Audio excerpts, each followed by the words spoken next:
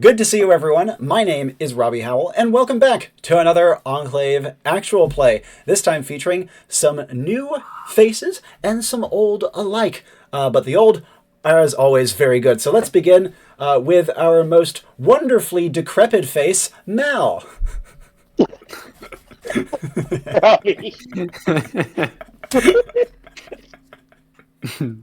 Try to bounce off that. Hi, I'm Mel. I don't know why I'm here. Yeah, we love you, Mal. Mal is the best. In summary, Mal is the best. Where else what other actual plays have you been on, Mal, that are like public? I don't know. I'm old but gold. Exactly. Thank you very much. And You can actually yeah. find me on honestly just on the Robbie Lava Enclave channel. To be honest, I did some of the thumbnail art for some of them, and I'm not going to tell you which one, so that if you find one that you like more, you can just say it was me. Perfect. Excellent strategy. And thank you very much for doing so. I love your work. And next up, Tomáš. Hello, I'm one of the old faces. I'm Tomáš. I've been playing Enclave for over 2 years, and here for another game. Excited for this one. And lastly, new to Enclave recorded actual plays, fire away. Hello, my name's Gabriel. I'm a YouTuber. I run the channel The Ugly Goblin. And I've played one Enclave game so far. I love it. I think it's absolutely fantastic. I think Robbie's a genius. And at the moment, I guess I'll plug my Kickstarter. I've got a Kickstarter going on as well. This is not for Enclave, unfortunately. It's for Dungeons and Dragons. But it's a cookbook. It's called The Ugly Goblins Cookbook, if you want to check that out. It's something I'm working on at the moment in time. But yeah, thank you very much. Thanks for having me. This is very exciting. For real, check it out, guys. The art is absolutely wonderful. It's done by Ugly Goblin and their fiance. And it is, it's good. It's really good. Thanks, Mel. Could not have said it better, by the way, Mal. Entirely correct. As is Goblin's YouTube channel, which is really, really good. Yes. And next in that same order, Mal, tell us about who you are playing. Oh, I am playing. I'm braver. I kill people. I'm a little bit socially anxious, so I want to have friends. And turns out when people are dead, they don't want to be your friend. So I'm trying to make that not be a thing. I am 4'3". And I have a tungsten scabbard that's about 5 feet tall, and it's chained to my wrist, and that's a little bit of a problem sometimes. But yeah. Perfect. And next, Owain. I'm going to be playing Owain. Owain is a child, about 13 years old. He is also of a different non-human race. He's a Badger folk, so, Badger-like. He is wearing a very childish yellow raincoat, rubber boots, gardening gloves, but he is very much aspiring to be a knight. So he is also equipped with a bastard sword. His class is the Lithomancer, which means that he is very good at manipulating Earth and his surroundings. Marvelous. Sure, this is my class. Do you want to briefly mention class? Yeah, okay. I'm playing the Goku class. It's actually called the Shonen, by our wonderful community member and creator of the website Agent Resources, Detour. We love them. They are also ancient. The Shonen is basically, honestly, it's the Goku class. It's You'll see. You'll sort see. of. I don't know. I play my characters weird. Shout outs to Detour for also making the Lithomancer that Tomáš is playing. This is Awesome the Lithomancer, Detour yes. fan mission as of now. And lastly, Gabriel, tell us about who you are playing. Hello, I'm playing Jewemy. I'm 9 years old, and I'm just a guy. I got like horns on my head. I'm very pale. And instead of like pink blush, I have green blush. And I just a little guy here to hang out. I'm a wanderer. That's my class. And thanks for having me. Did I say I'm 9? I love them. It's Jewemy. And this, I think, Jewemy. also sets the record for the lowest average age across characters on an Enclave squad. At least a 3-man squad. Height. That I mean, yeah. technically, as is typical of an anime character, Fravor is 216 and not just 16, but just looks 16. Damn it! Well, in that case, that screws that idea. Well, if nothing else, Yeah. I think it does still set the record for shortest height. Because He is mentally 16. yeah, because you guys are little teeny guys. And based on this wild collection of characters, I have created the following mission. The focus words that I received were as follows: 1, rebounds on prom night. 2, paper bag in a nail storm. And 3, all things inevitably become rodents, and all rodents inevitably become semi-aquatic. 3 fucking guesses who gave me that. Mini-mish. It really pushes the boundaries of like focus word, you know? Yeah, quite. You should have seen my last one, though. Yeah, it's the last one. I had to like abbreviate it in my notes because it was so freaking long. I don't think we've ever had a mission where a focus word has just been a single word. I've gotten to quite a few, but admittedly, the more people play, the more they're like, oh, I have an idea. Let me submit this instead. It's more common with like brand new players to just give single words, but they're still fun. And here's what I made based on this. You guys are going to a fair. It is called the Pryson River Contraptioneering Fair. And while it's a fun day out, it's fun for the whole family, it is a big deal, and it is highly, highly competitive. This part of Manifold, the Pryson River, is quite a pleasant place in general. It has quite a few non-human species that coexist with humans. And in general, it's kind of idyllic. Maybe a way of putting it would be like, in terms of tech level, though, it is all over the place. I think the best way I could describe the tech level is what the 1800s thought the 2000s would look like in terms of technology. So like this weird combination of stuff that's completely impossible for us still today, and these like old-timey-isms that still hold true even with relatively high tech. And the Contraptioneering Fair is actually quite a big part of this. You see that there's intense competition among the many competitors that enter this prestigious event. And those who win, and even those who podium in it, can go on to make fortunes by selling their inventions and partnering with high-profile groups and things of that nature. And you are going, because of a bit of drama that has occurred, with a specific pair of adventurers. These are a pair of brothers. Their names are Clip and Cup. And Clip and Cup are not humans. They are of a beaver folk race. Not terribly distant to Owain in terms of their posture and how the beaver and the anthropomorphic kind of blend together. They've lived here all their lives. They're pretty good inventors, and they've placed in the Contraptioneering Fair before, especially when they were younger and they were in the juniors division. And this year, they scored their record highest rank, which is 4th place. They're all right with it. They're not thrilled, but they're all right with it. And it's for an invention called the Submaroon, which is a combination submarine and hot air balloon. Why? Because. But they're relatively pleased with it. But here's where the drama comes in. They were approached by a major contractor, like a big company, who loved their invention and wants to actually sign a deal with them ahead of all of the people who actually podiumed. They only got 4th place. And this is quite unusual, more than a little bit unusual, and there's a lot of money on the line. And their rivals are wildly jealous. And as such, Clip and Cup are now kind of walking a bit of a tightrope, where on the one hand, they really need to lock in this deal.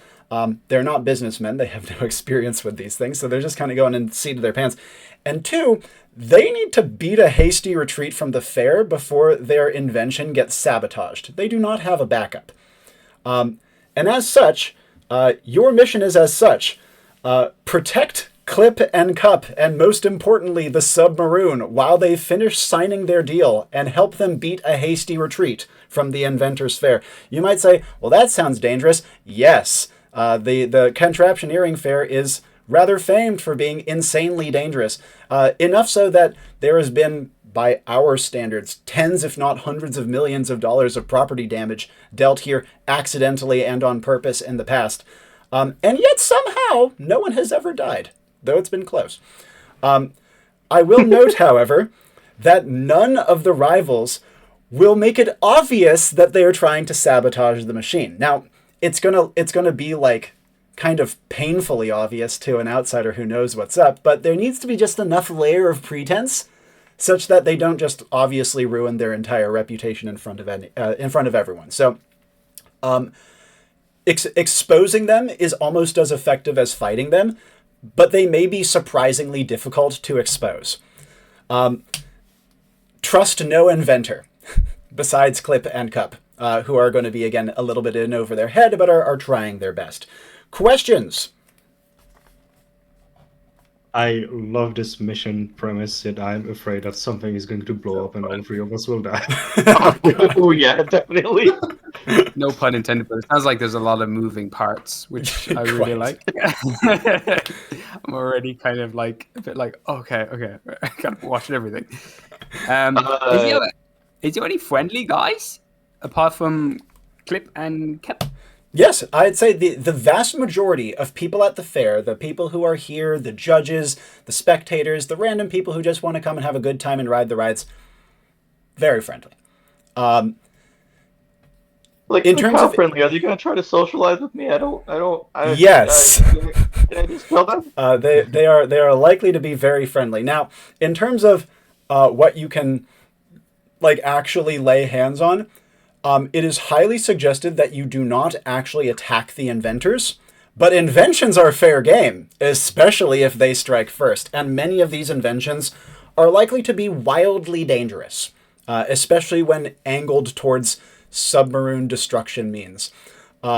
So be ready for some genuinely threatening combat if you are in the line of fire of the Submaroon itself. But unless you're actively standing, unless you're actually standing to like try to defend the Submaroon, you're probably fine. And people here are very friendly. Oh, no. I have a question. Yeah. So after they do the deal, are the investors important? The investors are important. They're quite important. After the deal is done, though, your only other task is to help Clip and Cup escape with the Submaroon. Very important. Can't just leave that behind. Cool. Does that answer your question? Yep. Nice. Any other questions? Do I have to talk to people? No. No, I can for you. You can send me the piece of paper and I'll read them out. Jewemy is very good at talking to people. Okay. I'm very good at reading. You seem really nice, and I don't want to say the wrong thing. I'm the coolest kid in my neighborhood. Final questions. So, sorry, the Submaroon is being actively, is moving actively out of the fair? Right no, it is not. They have to hold position while they are finalizing the deal with their investors. After which point... Can they sign that on the ship? Like, can we just get it to move? No. What if we move the Earth underneath? I mean, it's possible, but at the same time, the investors are going to be like, well, why is our investment walking away on the earth. I thought this was okay. Yeah. I see. So we should do our very best to not disrupt this at all. Yes, the Clip and Cup are terrified of the investor meeting going wrong. They have no idea what they're doing. They have no idea, like, what goes into something like this. They're really nervous about the investor meeting. However, once that is sorted, get the hell out of there. Like, well, luckily we have 3 very competent businessmen here, so. Yeah, he has a question. I have a question. Does the submarine work? Does it fly or does it swim or does yes, it? It does. It does both. I mean, Okay, cool. as of now, barring sabotage, yes. Right. Thanks. And Are bodyguards usual for inventors, considering the dangers and potential sabotage? bodyguards are not unheard of. It would be a little like, oh, really? What do you have to be worried about, buddy, old pal, old buddy, old pal? Like, that would be about the extent of it. It would attract additional attention. I'd say particularly for Clip and Cup because, again, they're 4th placers and they aren't like, they don't have a big network behind them. They're, self-made, right? And so it would be kind of weird that they would be able to afford it. Again, I just believe in the product. I just believe in the product, yeah. I have one last question. One last. Do we have schematics or pictures of the submarine? Yes, extensive actually. Not only are they at the fair and people will they have them as handouts so that people can take and be like, oh, look at this, by golly. But also the Enclave will provide you with some, so you will be able to actually see exactly how to use this thing. Okay, so it's like those games where you have to do the thing where you have to see what's wrong in the other picture. So if we see something not in the picture, we know that's a bad thing. Okay, so kill that. Got it. Okay. And with that, let us proceed. I have one last important question. Okay. Given this group, I just want to make sure Clip and Cup are actual adult people, right? Clip and Cup are adults, yes. Okay, that's good. Someone has to be. They would be like, hey guys, we're here to help. Yeah. Yeah, we're here to help. We're agents and we're officials. To give you an idea of even though obviously the culture is very different here and stuff, you can think of Clip and Cup as being the equivalent of they're brothers, right? They're twin brothers. And imagine it like twin brothers who live together and work complete dead-end jobs, and at night they're trying to work together on their dream project. That's where they are in the world, right? Shit, they're super wholesome too. Damn it. But they very much live the bachelor life. If their house would not be fit for habitation by anyone besides themselves, that sort of thing. And I will say, Clip and Cup are unlikely to be wildly comfortable around kids, but that is not really a big deal because you're saving their bacon. So at the end of the day, they will take it. We'll make them uncomfortable. It's okay. Yeah. Is it a beaver lodge? Yes, it is underwater. Their bachelor pad, their bachelor lodge. And with that, let us proceed to assembly. This is something I don't think we did on your first mission, Gabriel. This is before the characters are sent onto the mission. They will often have a chance to meet each other and get a chance to discuss strategy and the safety of Enclave HQ. Typically very short, and it's pretty much open roleplay, just to get a chance to sink into your character and get to know everyone else. So, I like that. That's cool. Let us dive into it. Your characters brought from their various corners of Manifold to Enclave HQ. It is vast, it is near infinite, it is beautifully decorated only in shades of gray, and you are eventually led to a small, neat meeting room, again only decorated in gray, that is not only outfitted with another faceless Enclave attendant ready to answer last-minute questions, and telepads along the far side for when you're ready to go, but it also is furnished with refreshments, and pretty much every creature comfort that your characters might want before they even know they want it, even hand-picked from their homelands across Manifold. Upon entering the meeting room, We're going to go in order. We're going to start with, I would start with Braver, but I'm not sure he'd be up for it. And so No, he's probably there. He just can't open the door because the chain to the tungsten thingy is too short. Perfect. So Yeah. he can't use the door handle. In that case, we'll start with Owain. Brief reminder of physical appearance and first actions upon entering the assembly room. Sure. Owain is a Betrofolk child. He is 13, though he's obviously rather strong.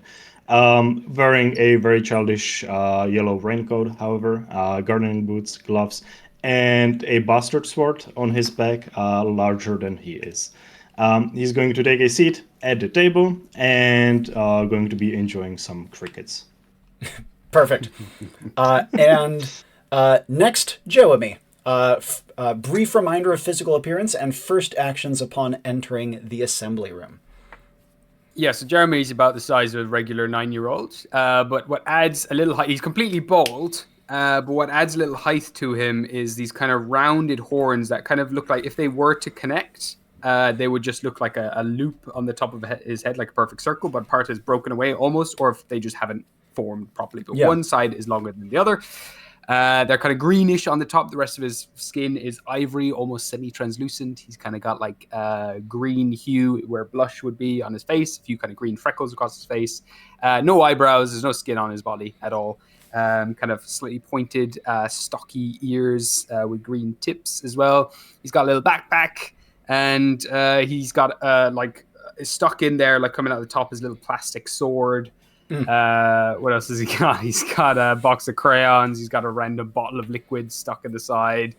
And he makes his way in and he's like, "Hey, I like your sword. That's really good, actually. My one is, I'm not allowed a proper one yet, but it's still pretty good. We should have a fight sometime." And I'm going to grab a juice box and just be like slurping that the whole time. Go on the ground, lay out schematics and start drawing on them with crayons. Responses spring onion demon ever. Responses from Owain before you're joined by Braver. Am I right to assume that that was pretty much a statement and Jewemy is not even like expecting a response?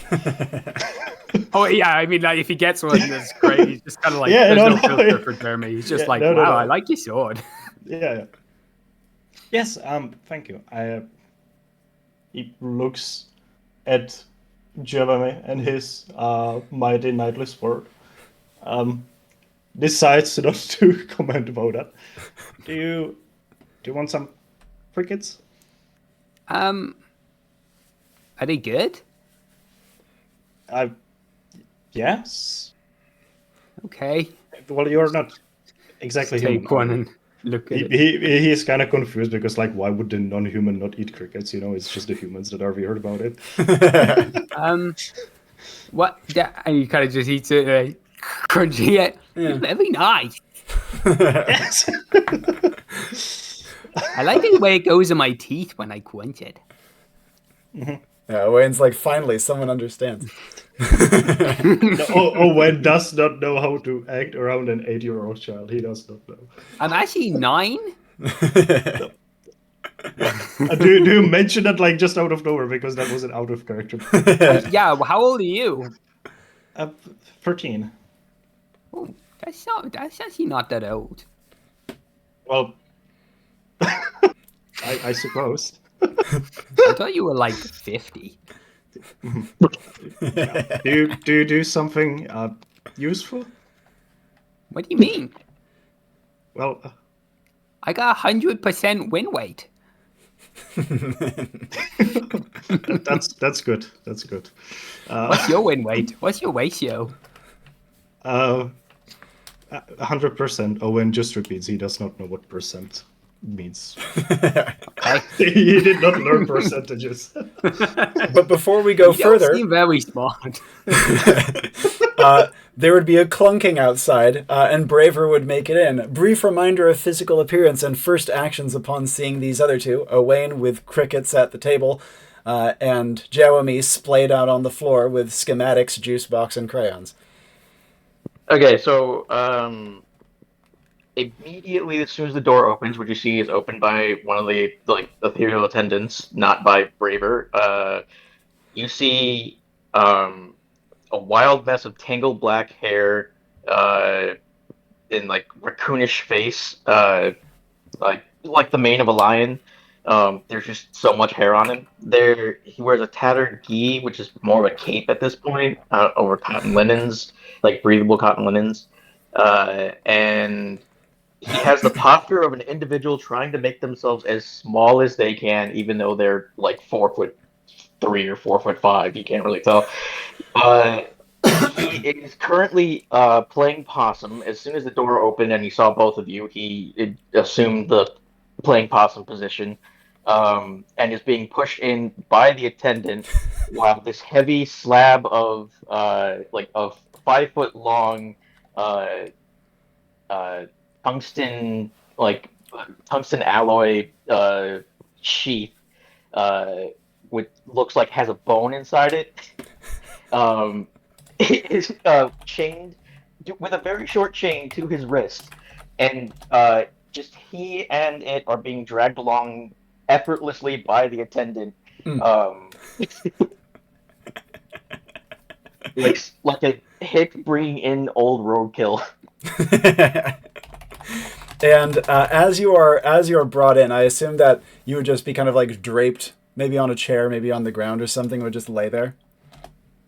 Yeah, and he's like, his eyes are darting back and forth, and then when he realizes, like, oh, okay, maybe they're okay, he relaxes like a little bit, and he goes to try to salute, fails to salute, falls out of the chair, and you hear him go, "Yeah, I killed people, I'm braver." Responses and follow-ups. First from Jewemy, I suppose. Are you scared of my sword? Because it's not real. Don't worry. It's just plastic. But we all got swords, so that's kind of cool, actually. Yeah, Okay. I got the sword right here, and he tries to like lift the sword, and he can't. It's just, this would realistically weigh like 20,000 tons. Yeah. That looks pretty heavy. Why do you have that? It's pretty heavy. Hold on, let me just get the. Oh, I need to say an oath first. He's like pulling on the bone of it. It's called Old Lion's Fang. He's like turning red, and you can see him kind of crying. Jeremy's probably slowly losing attention now. That's taking too long, and he's kind of like, and goes back to like drawing. It's like was waiting, and is like, okay. In the way you can just see Braver in the background go like, "No, I lost my one chance." I'm sure it's cool. You can tell me when you're ready, and I'm just like kicking my legs, just. Drawing. As that Braver actually seems to calm down, but he's like, "Oh, yeah, my name is Braver. The name is aspirational. Nice to meet you. I kill people. I'm not good at social stuff, but I'm trying to be braver about it because it turns out that dead people don't make great friends. They don't talk, which is great, but also apparently they're not real people if you just talk to... I'm talking too much. I'm going to shut up." I talk to dead people sometimes. That's kind of funny. Oh, cool. Yeah. You know, you one of the most relaxing people I've met so far. That's nice. And Why are you so hairy? do Do you ever have a bath? I've been wet. I don't like baths, so you can say yes. Yes. Just gonna like reach over and like pat you twice Dust if you allow it. Pops off him. Okay. Here's a juice box. And I just give you one. Oh, cool. What does it do? You drink it, and you can have some Mike Wayons if you want to color with me. And he's going to go back He's to like like looking at coloring the the juice. schematics. He's looking at the juice box, trying to figure out how to like do it. He squeezes it, and some of the juice comes out. He's like, "Oh, okay."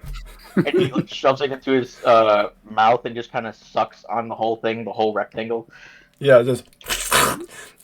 while you are Exactly. doing so, Owain, witnessing to all this, I don't know when he would chime in, but actions he'd like to take. He was absolutely going to enthusiastically start talking to Braver because, he's not 8, so that's cool. He would be like a role model almost as he's like coming into the door, but then like he's witnessing all of this. So Yeah. thing once there's like actual silence, he would just silently like try to introduce himself almost as awkwardly as Braver right now. Hello, I'm Owain. Oh, hi. Yes, You look strong. I am aspiring to be a knight. Oh, Well, I have actually been knighted twice, but that was Whoa. something different. it's awesome. I'm. I just kill people. I won't kill you because I would like to be your friend. Yep. That's nice. Do you want crickets? Oh yeah, sure. So Owain would have initially pushed the crickets towards Jewemy, so it's not obvious that he's sharing his snacks with an 8-year-old child. That's so uncool.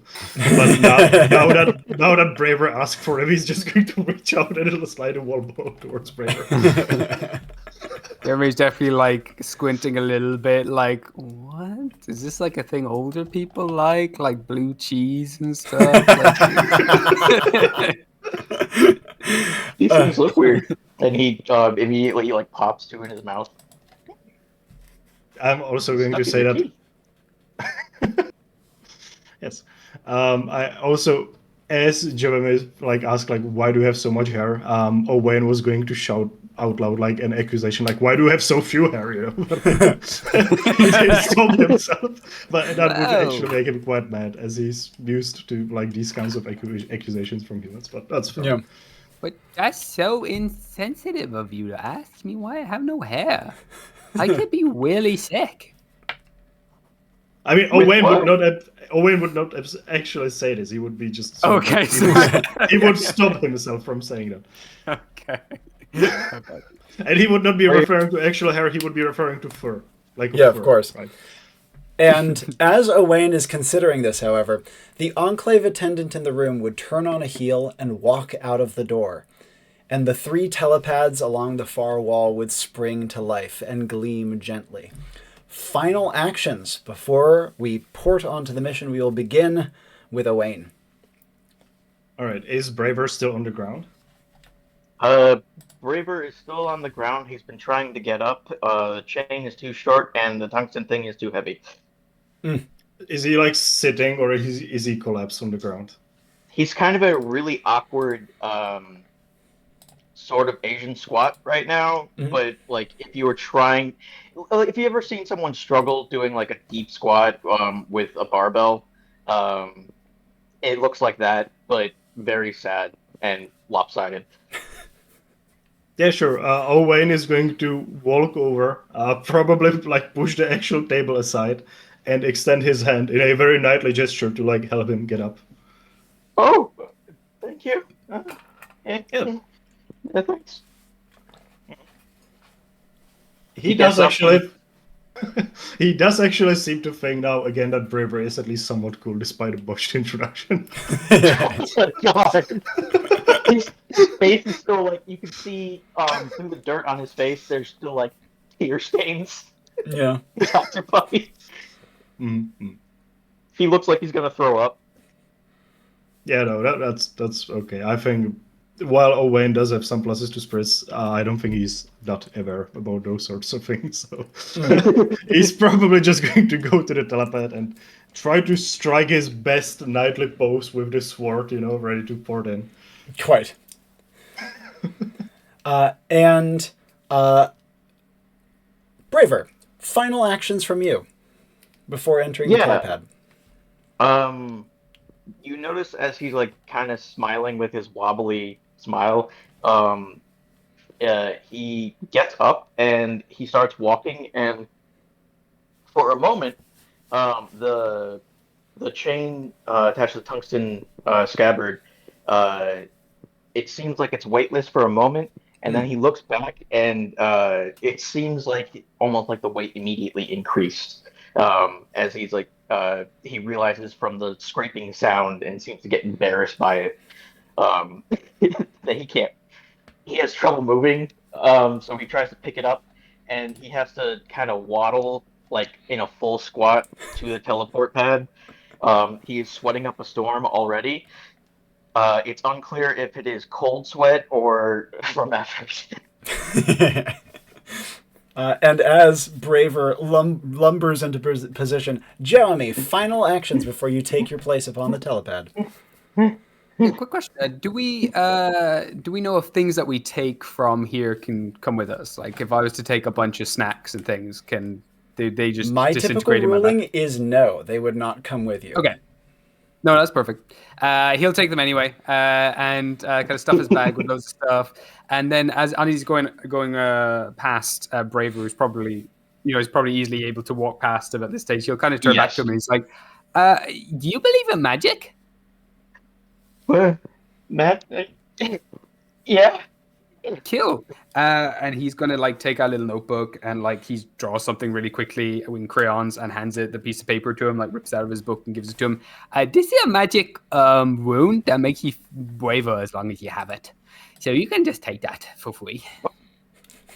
He tries to like figure out how to take it with his hands filled, like his arms filled with the tungsten thing. I'll just like tuck it in your little shackle. Are you a prisoner or something? Oh no! This is old, young lion shirt. Kill. Do you feel braver now that you have the magic rune? If it makes it any worse, Owain would actually step off from the telepad to go look at the magic room. He would pretty much like poke his snout into the painting. More attention is brought upon Braver. It seems like the thing is getting heavier. As like it's like, oh no, they had to help me like be braver. And now there's more tension on me, and it seems like he's struggling more with the weight now. Like, see, isn't it working? I don't think it's working. It takes a little minute. It's okay. Just give him a hot second. He's not breathing. He's turning blue. Maybe let's give him some space. And as you take your places atop the telepads, with Braver struggling under the weight of the great sword, I think if like Braver looks like he's genuinely not going to move, Owain would just pick him up and set him on the telepad. I don't know if he'd be able to. Given all the Actually, when you pick up Braver is significantly, he's pretty light. Oh, that's actually that makes some sense. Too. Sure, yeah. And so Owain would help Braver onto the telepad, and you would immediately feel your bodies begin to dissociate. A tingling starting in your toes and working its way up your legs, leaving them asleep in its wake. When the tingling passes your midsection, your stomach churns violently, and then you no longer feel it. When it passes your chest, your heart flutters, and you no longer feel it beat. And then when the tingling passes your eyes, your vision explodes into ribbons of deep color. You can see that there's a buzzing in your ears, the world falls away, and there is nothing. And then I'm dying. Yeah. And as swiftly as the sensation appears, it vanishes, and you find yourselves under a beautiful summer day with puffy white clouds in the sky and pleasant sounds and smells all about you. You can see that it's somewhere between a carnival and like an expo. You know what I mean? You can see that the booths and stalls of all sorts of fun things to get and to do are all about you, but so too are the inventions that are positioned at kind of junctures amidst the stalls and aisles. People are going about, families at play, and young couples and all the like. They're wearing colorful, pleasant, old-timey style clothes. Again, imagine this place is like what the 1800s thought the 2000s would look like. So they have 1800s sort of styles and sensibilities amidst strange, in many cases, quite blatantly magical looking pieces of technology. You can see, for example, that personal balloons are quite common around here, and people kind of bob and sway above the crowd just as easily as they walk among it. And also, as mentioned, there are quite a few non-humans. I'd say over half the population is non-human. And as such, not only does Owain not stand out, But Owain stands out the least out of your entire group. There is no one here who looks quite like Jewemy, but at the same time, he doesn't attract a great number of looks. And Braver stands out for the gigantic hunk of metal more than any element of appearance. Plus the fact that... I should also note Owain does have training weights now, which for him is like millstones around his hands and feet. So oh, really? Oh, wow. That would stand out, yeah. Also, yeah. In that case, I'd say probably Jewemy is the person who stands out least out of everyone here. And it's only because of attire, right? In that case, as you arrive, you would also see right next to you is the mighty Submaroon. It is an absolutely goofy looking thing.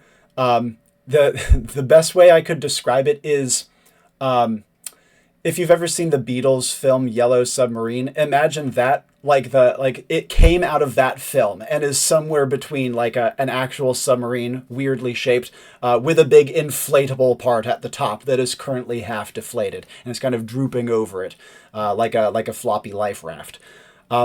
You would not immediately see Clip and Cup, but you would see their names painted on a sign next to it and their faces kind of like slightly stylized, like smiling goofily, with all sorts of like takeaways that people can take and look at the schematics. And you can see that people are having their photo taken next to it with their family. And there's even one of those like doofy boards where you can stick your face through and it has like the little body on the other side. It's one of those, but it's for Clip and Cup themselves. Kind of arm in arm with each of their little faces cut out so that you can have your family stick their faces through it. As you guys arrive, again, right next to the Submaroon, immediate actions you would like to take, we will begin with Owain. And immediately upon porting in, I see that there's like a table with pamphlets that I can take, which presumably have the schematics. All right, going to head there. Confidently, if I do not see Clip and Cup anywhere around, which I assume the answer is no. Take off my sword, strike it powerfully into the ground as much as possible to activate Tremor Sense. And then just usually take the pamphlet and sort of like use the guard of the blade, the guard of the sword to like rest my hands on as I'm like looking at the pamphlet. Absolutely. And what are you trying to pick out with Tremor Sense, at least initially? Any weirdly organized movements of people that would be moving near the Submaroon or towards it? Okay, absolutely.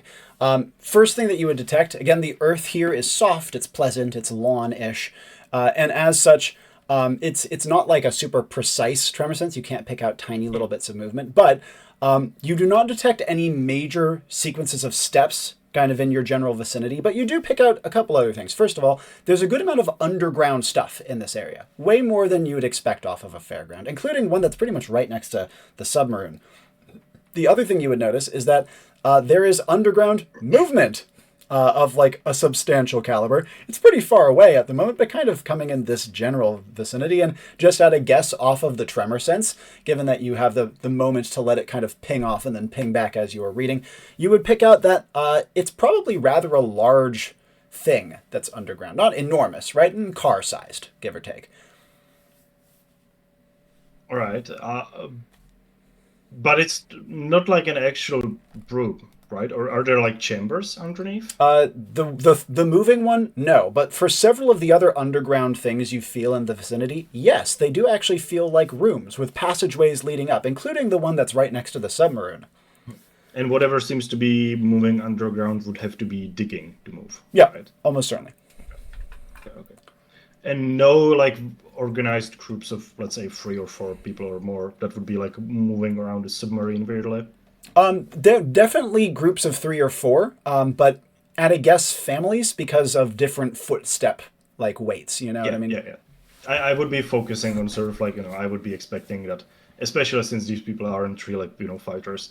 If they are like wanting to sabotage this thing, they would be moving around sort of like unsure, probably just sort of like looking for cover and such. Nothing like that yet? There's some weird movements, but it's kind of hard to pick out for sure just because of how many people there are. It's quite easy to get lost in the crowds. I see. I may have other questions, but I will have to think about it. Yep, absolutely. And next up, Jewemy, first actions upon porting in here. He's probably gonna like lazily follow behind Owain. He's gonna pull out his little paper fortune teller, which are, you know, the things that you kind of do that, like Yeah, to the little remove flip, force. flip, flip. Yeah, exactly. The school ground That's so nice. cute. Fork in the road ability, and he's just gonna be looking at it, like asking it questions as he's walking. He's like, "So, who's the least trustworthy?" I don't know if that's how you can use it. I know it's when you choose a direction, right? Mm-hmm. So It I can be think directions in different specifically, ways too. But to in terms of activate Fork trusting in the people, Road, is that- it's a great paired action. Fork in the Road wants a guess as well. So what would be Jewemy's best guess as to who is least trustworthy? he kind of thinks, he's like, "This is too complicated right now," and he's just gonna put it away. And instead, he's gonna like find just a random person, and he's just gonna be like, "Hi, my name's Jewemy. Can I have a moment of your time to speak about something super good?" Is this completely at random, or is there like a profile of person he wants to go for? Maybe, preferably like an adult who probably knows more. Yep, certainly. But And in this case, this would bring you over to kind of like a bulldog humanoid, so like big droopy jowls and things like that. And he also has on like a bit of a uniform, quite colorful, big like bands of blue and red, quite nice looking. And he would kind of peer down at you, and he would say, "Why, of course, little fella. How can I help you?" Can I pitch that this guy is probably someone who knows his way about the? Is that how it works? Like, I don't know. You can if I'm using that absolutely right you can in terms of absolutely luck using pitch luck. something like that. Yeah, you can luck pitch. I'm hoping this this guy guy who knows what knows. he's doing. Sure. Yeah, for sure. So, I just new here, and I just was wondering what's the feuds like in this group, because I know there's lots of cool fights going on, and I know that the Cup and Clip guys have loads of enemies, and I'm wondering who am I betting my money on who would defeat them. And you can see that he gives like a little and then he follows up with, "Children sure say the darndest things." But then he says, "Well, I can assure you, my good little fella," and he gives you a pat on the shoulder. There's no, I don't think there's going to be any sort of fighting. That would be completely There's not. He blinks, and then he kind of goes back into talking. He says, "You're completely safe. I don't doubt about that. And the competition has in fact already ended. They got in 4th place, and if." He kind of like noshes his like jowls together, which like wobble slightly in that bulldogish way, and he says, There have been some manner of disturbances based on investment opportunities afterwards, but he seems you have a double plus to spirit, I believe, right? Yeah, I was going to ask, is this guy like overcompensating? Like, is he trying to like play up the fact that things are too safe? Yeah, it seems like he's reluctant to tell a child that things are dangerous, you know? Just 2 seconds. Is this guy trustworthy? Is he gonna sabotage things? Flink, flunk, flink, flunk, flink, flunk. Is that going to be the fork in the road? I'm gonna open up a second. Yeah. What's And there'll be his like guess? obscure image. Yeah. He's guessing that this guy is definitely not to be trusted. Absolutely. And in that case, I'll play with the little thing. Is this the one where you like peel up the little slip of paper and it says the answer on the other side? Yeah, I think they're always random, and they're probably more obscure images, or they might have messages. Like it's totally down to you how you want them to be. They could be super abstract. Yeah, absolutely. And as you kind of peel up the little image like that, you would see that there's like a cartoonified. Like not quite a stick figure, but like a very simple looking guy, who has like a big, like sad face on, and whose pants are on fire. Cool. Are you an inventor? He says, "Oh, me? It's not the life I chose. No, I run security. Not for the whole event, but for a part of the event. You see." Okay. Just carry around a bucket of water at all times. And I'm going to pat him on the back, the lower back, and continue walking. And he blinks and says, Very, very well. Follow-ups from Jewemy. Oh, I'll Do you need a go moment? I can give you a over- moment. No, yeah, I'll leave it open to someone else. Well, because I feel like I'm taking too much time. No, not at all, not at all. No. Here, we'll jump over to Braver for the moment, at least. Besides If I the may, interjection. just Quick thing Just from a very Owain. quick note. Yeah. Owain would point with the pamphlet towards Braver, sort of like inviting him to take a look. Yeah. But in the meantime, he is watching Jewemy, kind of like expecting the child to disappear and get into immediate trouble. Braver reaches out to take the pamphlet and he immediately hears there's going to be no fighting. He was actually pretty chill upon porting in on the idea that, oh, there's going to be fighting here, so that's okay. So as soon as he hears that and goes, but there's going to be no fighting, he like freezes up just before reaching the pamphlet. Will Owain follow up to this as Braver looks crestfallen, to say the least? If they didn't expect there to be any fighting, I don't think they would send 2 people with a sword. Would they? Yeah, you're right. Yeah, of course. And he takes the pamphlet. Can you also not kill people? You know. Well, what if they talk to me? Well, maybe you don't have to be attacking people that talk to you, but if you really have to, you can use these like points to the hilt of the blade. Oh, you're right. I could just like knock them out or run away or play dead. Yes.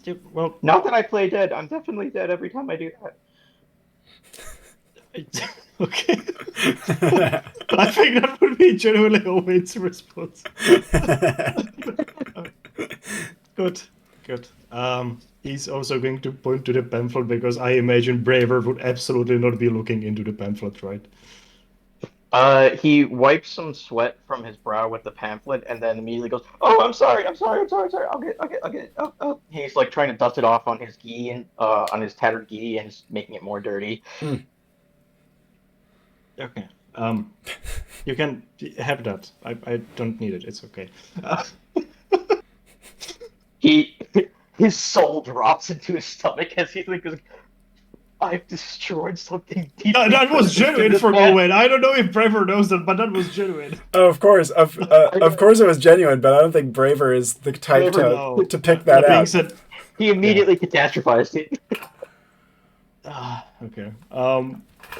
Owain is going to equip his goggles. Yeah. And I want to look through the submarine. Yep. Especially after having studied it, right? I should be sort of like able to check like how things are like, in there, if they seem to match up like with what is what was noted in the pamphlet. Maybe I'll grab another one and be like checking everything, seeing if there's anyone moving on the inside, if anything weird is going on. Absolutely. And for context, the safety goggles allow Owain to see through certain solid objects. And so as Owain is scanning through, a couple things you would note. First of all, the submarine was opened recently. You can tell because the hatch hasn't been pressurized. This is pretty obvious part of the schematics. Given, again, this is like 1800s conception of 2000s. All of the like mechanisms are very clear. They're very labeled. There's not a lot of ambiguous buttons that you have to just know the right pattern to do the thing with, right? And as you are like examining through it, it actually seems, according to the pamphlet, that there were like live tours where people could like pop inside earlier in the day. But that hasn't happened for a little while. As you scan through, however, there are 2 things that you immediately notice that seem incorrect. First of all, you see that the interior, while the hatch isn't pressurized, and that's correct, that shouldn't be the case. The balloon inflation pump is currently on. The balloon is like half inflated, and it doesn't seem to be inflating fast, but it is inflating. And the other thing you would notice is that there are a handful of strange-looking white mice that are scampering about inside.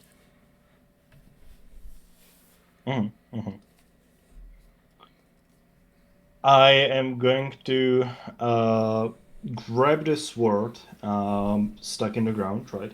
And instead of like ripping it out of the ground, I'm going to force it through the ground so that it bonks into the submarine. Yep. and I want to extend the tremor sense onto the submarine, trying to see what the mice are doing. Like, get a feel for their movements. If they have like a hidden entrance somewhere, if they seem to be like weirdly interested in mechanical things. Yep. So given that the submarine is like not Earth per se, how else are you going to try to adapt your tremor sense to it? If that initial action does not work, I'm going to rip out a sword from the ground and just bonk it like if it were a hammer to like make it echo. Yeah. Dong! Yeah, exactly. A couple of nearby people would be like, "Oh, goodness," and you hear a nearby chat saying, "I didn't know we could do that." But as you like dong and like resonate it out, it's again you get a lot less info off of this than you should. But there's two things you know. One, there should not be any goddamn way a mouse can get aboard a submarine. If a mouse can get through it, water can. And you don't detect any breach in the submarine. Either they maybe snuck aboard with people who were coming on for tours earlier, or something else. Second thing you note is that the mice are currently trying to like gnaw their way through into like a sub panel that controls some of the device's like mechanism, especially some of the electronics. The rodents are about to become semi-aquatic.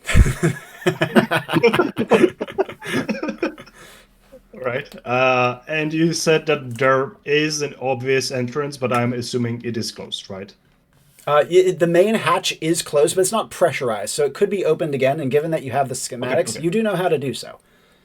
Yeah. And sorry, the hatch is not on the top of the submarine, right? No, it is on the side. Okay. I will go take a look inside. There's something strange going on, but it may be a distraction. Can you patrol around the submarine? Like look around? Yeah, absolutely.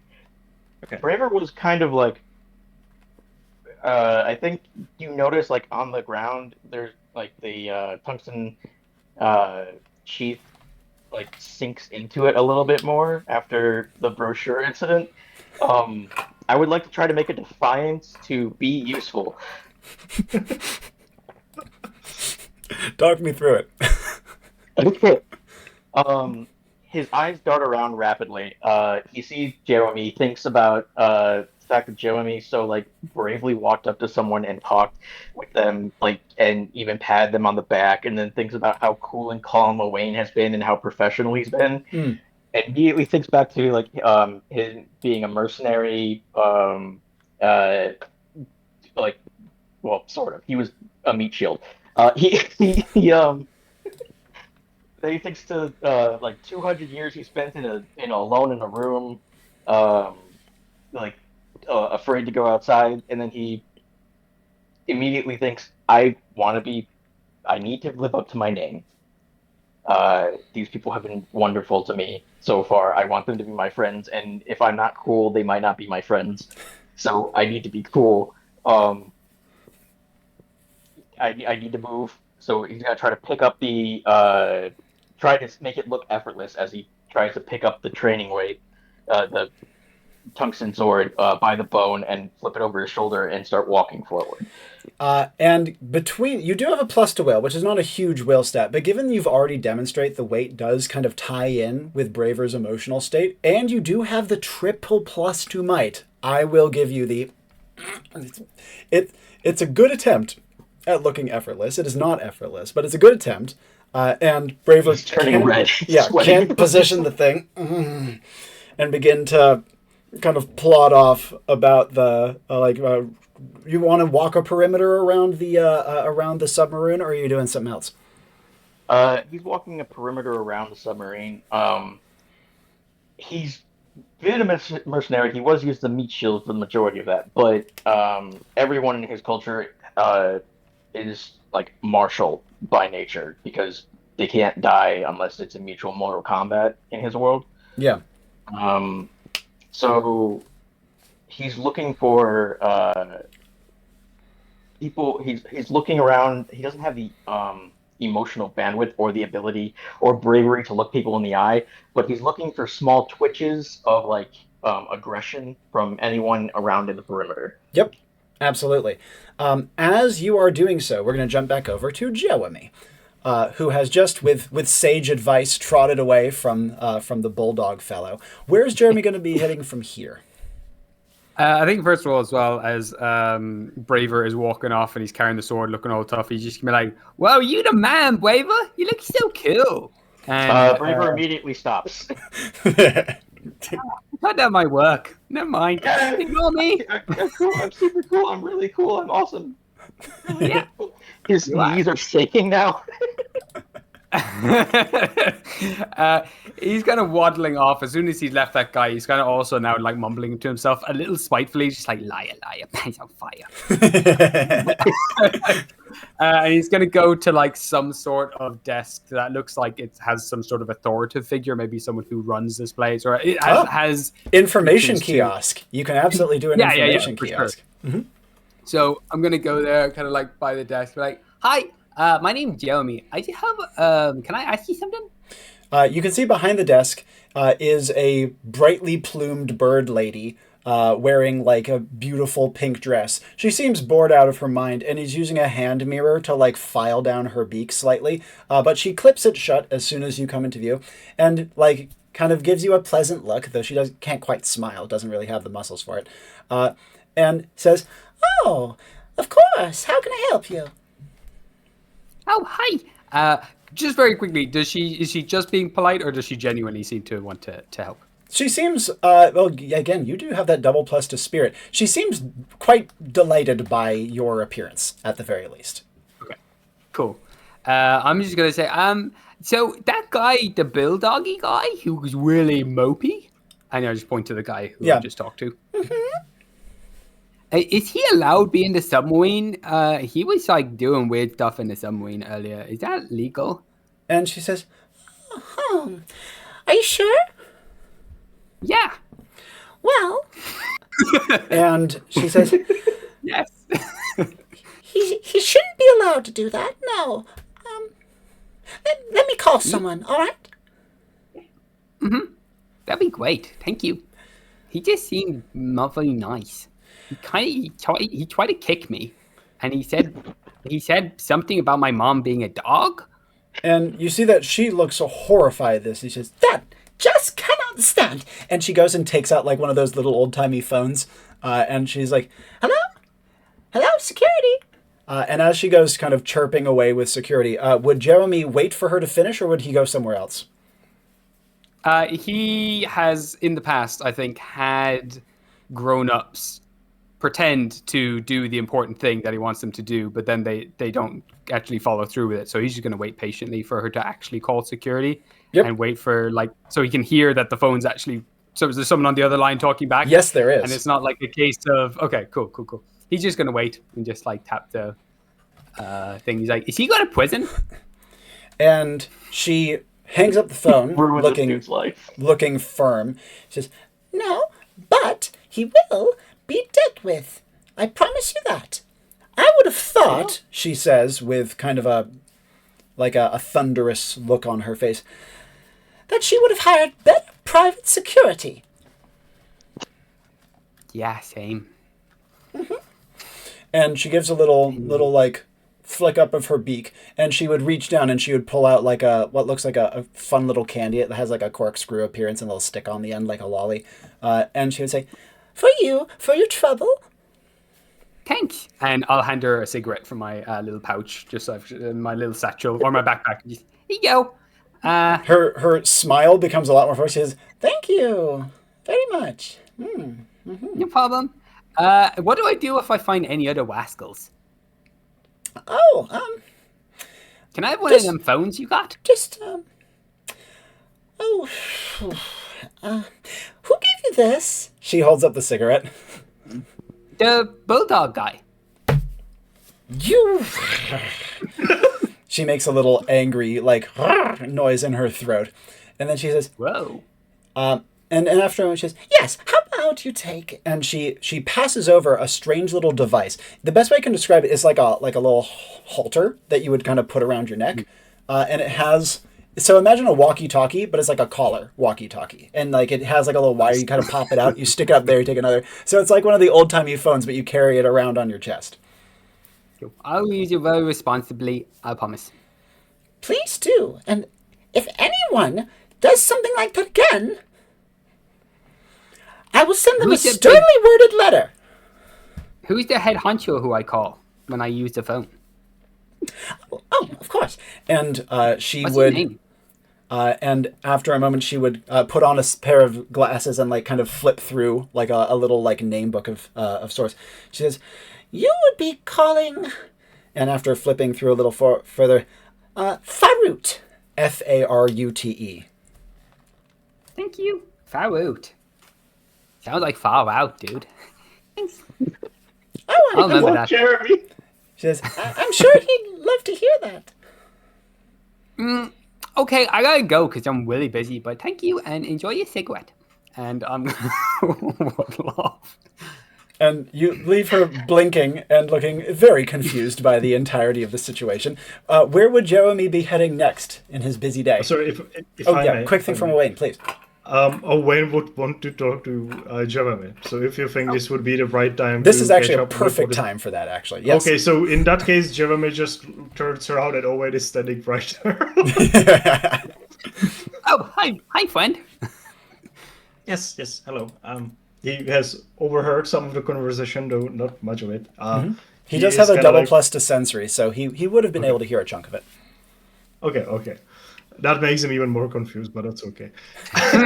He would sort of like give a very polite nod, almost a bow, to the person that Jewemy has been just talking to, and then sort of like invite him a bit, aside from the person, so that she doesn't hear us talk.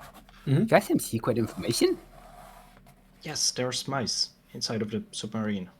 Oh, hold up, just a second.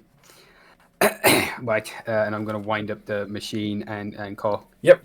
Ring. You hear on the other side. Hello, buddy. It's been so long, and I'm gonna immediately use my familiar face. Oh, that's sick. It's so good. That's perfect.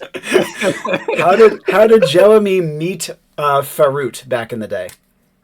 He's definitely one of my mom's old exes, who's like, one of the cooler potential dad figures that he had in his kind of early childhood before he was like eventually captured.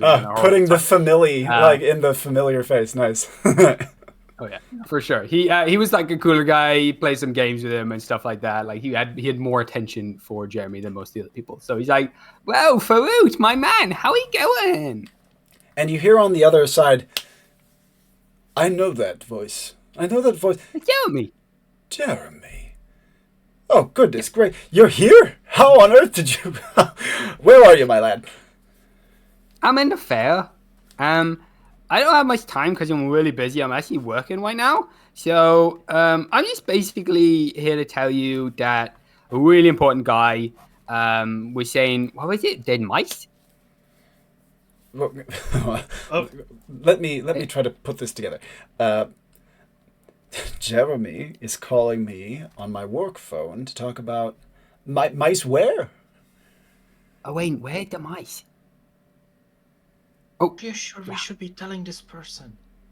Yeah, he's great. Okay. He's security. He's gonna deal with the mice. In the Then we don't have to do our job. Then we can just go enjoy the fair. Just tell this guy, dude. Can I? He's pointing to the phone. Yep. You want a phone? Yeah. Owain would grab it, and he would try his best to do like a deep adult voice. Hello, this is Knight Owain. Not a squire anymore, obviously. Now that he's pretending to be He's a real knight. He got a sword and everything. Yeah, there are people who are interested in damaging a submarine, and apparently mice as well. Okay, one moment, Mr. Knight. With a sword and everything, very good. Which submarine? We have a few here right now. Yes, the submarine of Clip and Cup. Oh, no, really? I have confirmed this visually myself. and I shall be dealing with the issue. He says, Oh, we could use backup. Send guys with guns. and he says, Jeremy. But then he kind of tries to pull it together. He says, I'll get a team out right away. Strat day. Please make sure you can provide as much evidence as you possibly can when we show up, all right? Yes, of course, I will apprehend. I don't know if Owain would know that word. He would Catch. say something of similar. I will imprison. I will catch the. There's Bronx. also a bomb. Bronx. There's so many bombs. And we just need your strongest guys. Because they're going to... Listen, if I'm being serious here, Farouk, shit's going to hit the fan. And he says, Jeremy, please mind your tongue, all right? Okay, I'll look after him. He says, thank you. He needs the help. Okay. And after a moment, he says, I'll be right there. It'll be good to see you again, Jeremy. Just need to get all this together. Please be careful, all right? And no tall tales. Me too. No, never. No, never. Very good. Thank you. Clong on the other side as the Okay. phone hangs up. Good job. High five. Owain would almost instinctively do like a deep knightly bow as the phone hangs up. Yeah, he sees they like offer for like high five, so he kind of like would reach out to like grab the hand, for like a handshake, but he's not doing an actual handshake. He doesn't know like what that's supposed to be. Yeah. Oh, I like that. Also, Jeremy would get to feel one of Owain's big meaty digging claws with its nice soft pads and its big large claws. Oh yeah, Owain's hands are enormous. Yeah. Very large. But before he heads off, and I would go like actually sprinting into the submarine because right now Owain is very nervous because this took way too much time to get into a freaking submarine. And there's something going on. So, walk around the ship, and if the mice escape, you will do something about it, right? Me? Yes, you. Okay. I don't have any guns, but I'll try. Yes. Owain like almost like starts springing off. He sort of like turns around, like pets Jewemy on his shoulder because that's what adults do to like smaller kids, I guess. He doesn't really know what he's doing, but then like hurriedly like sends him away. You're so mature and in control of your life.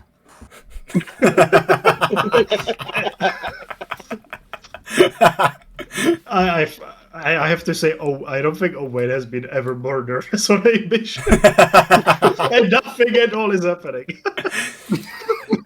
Speaking of happening, though, we're going to jump back over to Braver, who is currently trudging around in the patrol path. Now, obviously, Braver kind of froze up a little bit.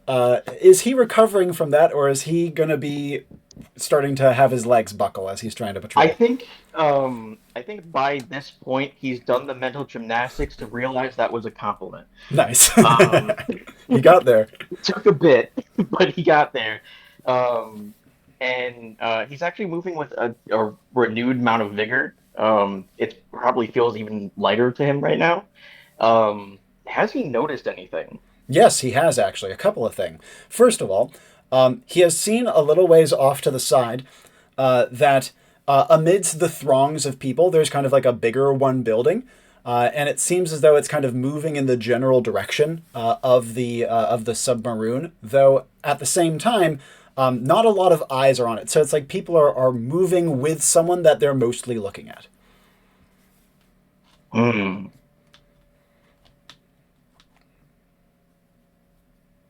Not a lot of subterfuge in his background.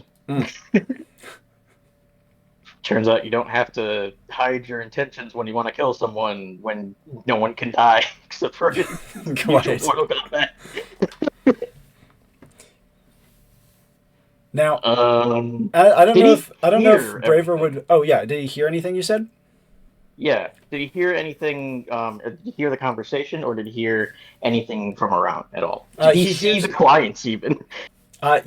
2 points. Yes. First of all, he does see the clients. He sees that out of like a little manhole cover in the ground, it pops open and they come popping out. They kind of not quite land in a heap, but land in a bit of an undignified fashion. And you see that as they're getting to their feet and putting their caps back on, they're chatting with each other. Well, that was a productive start, wouldn't you say? Yeah, it's a bit of a productive start, but I think there's still a little bit more we can get out of it. What do you say? Well, let's not get greedy now, shall we? As they're kind of going back and forth and talking with each other. But the other thing that you would hear is that little throng that's approaching the submarine, you hear little like whoops and chatters of excitement, and you hear the sounds of like flash bulbs going off as pictures are being taken. And you would also hear a slightly ominous noise. Looking between the two, unsure. He knows he's not supposed to be killing people. He also doesn't want to go into conversation with anyone. I would like to make a major defiance to engage in conversation with the clients. Okay, excellent. Let's hear it. I don't. How much of the conversation did he hear between Owain and Jewemy? And Jewemy's stepdad and Jewemy? None. I could say Jeremy's making his way over, like waving, like "Hey," and like basically say, "Owain's going inside, but I'm coming over to help you. I can tell you the sit." Realizing that Owain has already done something useful, Jewemy clearly has already done something useful. He has not done something useful. He needs to do something useful, or they won't be his friends. So, with that renewed vigor, I would like to use limit break to teleport behind the clients. That's awesome. And Jewemy would see like with an anime like crosscut. Braver vanishes. I got a question about that actually. Yeah. I know the language on it when I was playing it in playtesting. The way Detour described it to me was you're just like vanishing because you're moving so fast, but I think you purposely changed it to a teleport. It is a teleport, but it is a teleport to a place that the user is physically capable of reaching. So it has very similar limitations. You can't get like through a solid wall. Okay, so could I say that because he's displacing a whole bunch of air, like it's obvious he's moving in that direction? Yeah, I'm okay with that. Like a little like a Wile E. Coyote puff of air in the basically, yeah. In the wake. And he teleports behind and above the clients and like falls down and is still holding onto his scabbard. And I think he ends up on his ass because it's so heavy. Yeah. And as you jump at Jehoshaphat, what on earth was that? I don't know. What do you think it was, Clip? And you can see. People, I'm braver. I mean, I'm here to kill. I mean, I'm here to hello, client. I'm here to be useful. Clip and Cup are have both leapt away and have their backs to Braver. And one says, "I think it's talking to us, Clip." And the other one says, "You turn around first, Cup." And then Cup slowly turns. "Oh, it's nothing to worry about, Clip. Don't worry about it." And he turns about and tips his cap and says, "Good day to you, good young fellow. My name is my name is Cup, and that's quite the large piece of hardware that you have on your person." He kind of goes over and like chucks his teeth a little bit, and he gives like a little whistle like that. You know, people can do the teeth whistle like as he comes over. That's quite the device. Fascinating.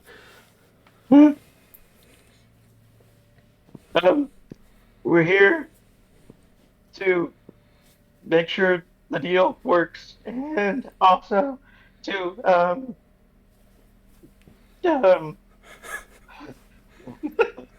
there's like a puddle of sweat underneath him now. Yeah.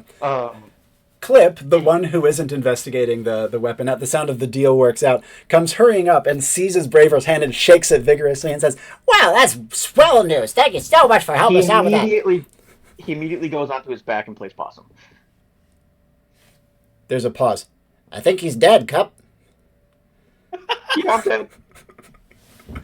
And then Cup says for a moment, "I think your analysis might be correct there, Clip, old chum." They look on for a second. "Reckon we should bury him?"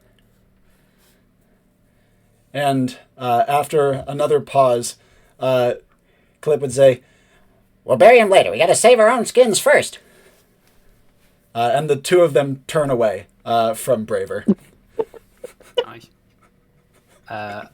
So could Jeremy have like caught up with him? At some stage if he Jeremy would moved catch across at direction? least the second half of this exchange.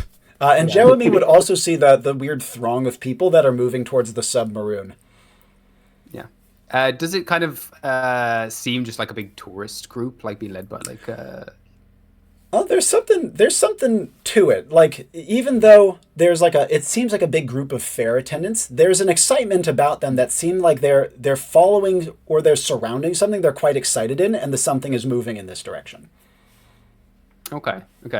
I'm just gonna go down and kind of like squat down beside Braver and like pat him on the head, like, wow, that was really good. Now they know that we mean business, guys. Actually, we totally forgot to even introduce ourselves. So thanks for doing that for us. A giant smile appears across his face, and he like sits up. I'm not dead. Yeah, and you hear, that's right. That's fantastic news. Did you hear that, Cup? Carry on, Jewemy. You mind giving me a hand? He says, I don't think we should. Theirs? You want their hands? I need mine. Well, just like help me out here for a second. Oh, you meant like the expression, not like the actual. Mhm. Okay. We can chop off people's hands later. But for now, you want me to I chop need off you. their hands? And he points to the crowd. What he noticed earlier coming. I don't know. You give me like The group of people. yeah. Them coming this way. I need you, if you can, to make it them think that you might chop off their hands if they're any funny business. Are you good at looking? Because you're not usually really scary, but do you think you can give me a ah? No, ah! Jeremy's gonna grab him, slap him across the face. Give me a ah! There we go. Come on, that's great. He's gonna like move along with that momentum and start running over to the crowd of people with a guy with a giant sword like being dragged behind him. Come on, let's go quickly. Is Braver letting himself get led? Yes. Okay. He's also very confused. Yeah, I feel like Jewemy is kind of a perfect social support for Braver, having never Honestly, seen both him and Owain are. That's great. Are kind of the perfect social support. And as you guys go, you go trotting over. You can see that the little like group of people that's surrounding you're close enough now that you can see a bit of what they're looking at. It's something large and something metal, and it's something that rolls. I'm gonna just go to the group with Braver with me. I'm just gonna be like, "Hey guys, what are you looking at?" And as you're saying this, a fellow in a top hat turns about and says, "Hello there, young fellows. Well, it's none other than the runner-up to this year's fair." Oh my God, it's a bomb! He said it's a bomb. Yeah, Braver, quickly, destroy the bomb. Okay. Oh no. Oh, okay. Well, to get done. Upon hearing that, Braver stands up straight. Immediately, the shackle comes off, seemingly by its own, and he's going to say,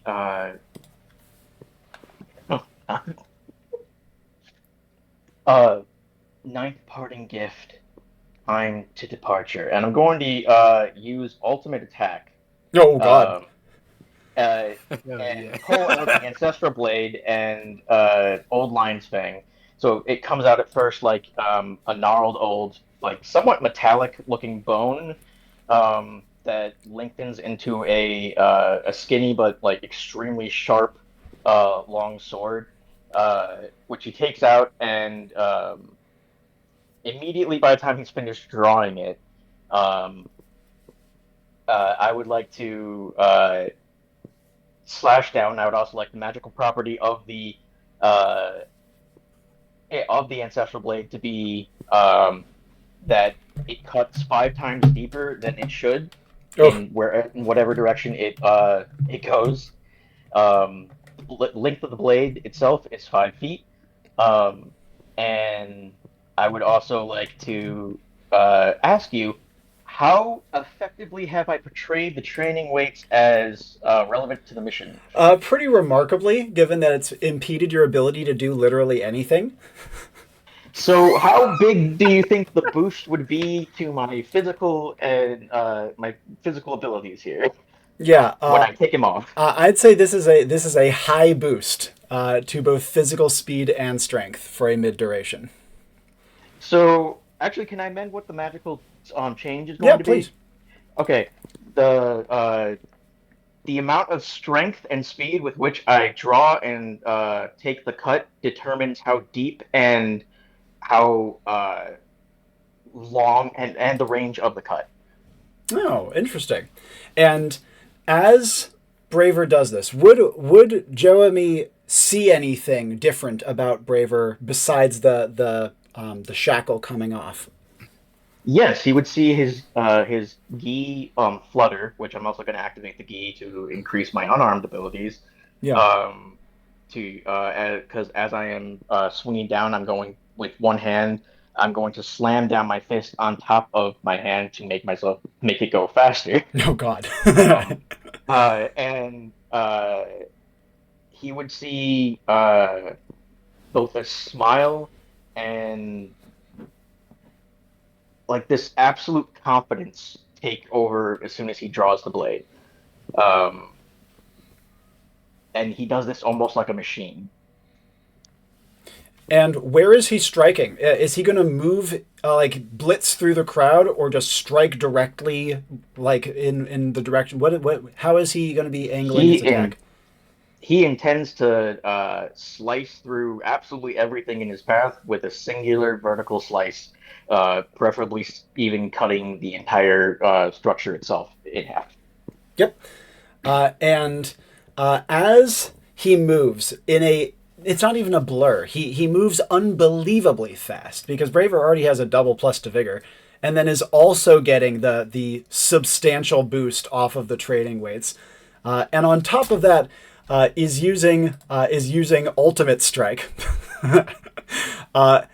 Do you have an idea for the manifestation that you want to get off of ultimate strike? Because you are stacking effects.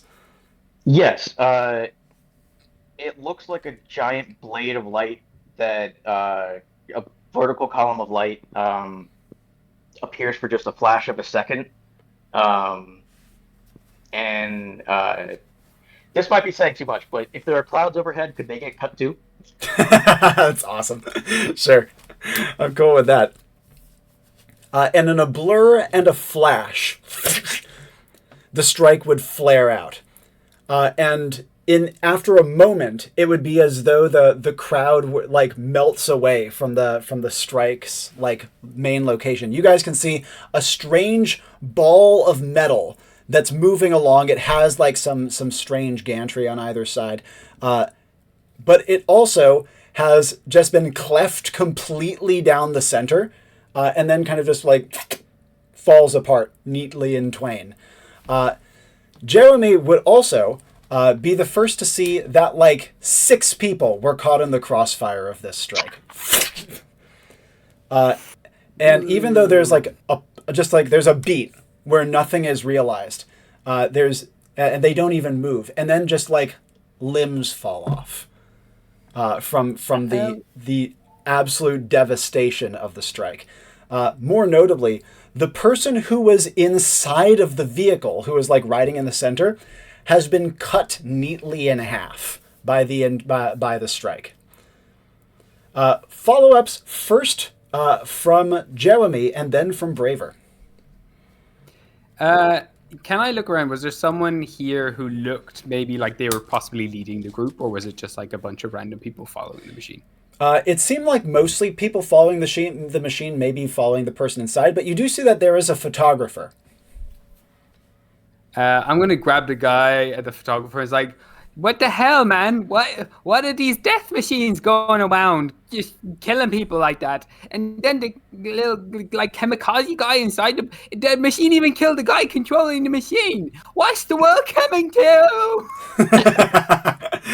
And as you do so, the photographer kind of like bundles you in behind him, his eyes just like fixed on the carnage, and just shakes his head and says, Careful, Sonny. Careful, Sonny. There's something awful about here. Everyone get the hell away. Everyone run. And people I think everyone should get out of the carnival. Go, leave here forever, except the guys who are going to make the deal.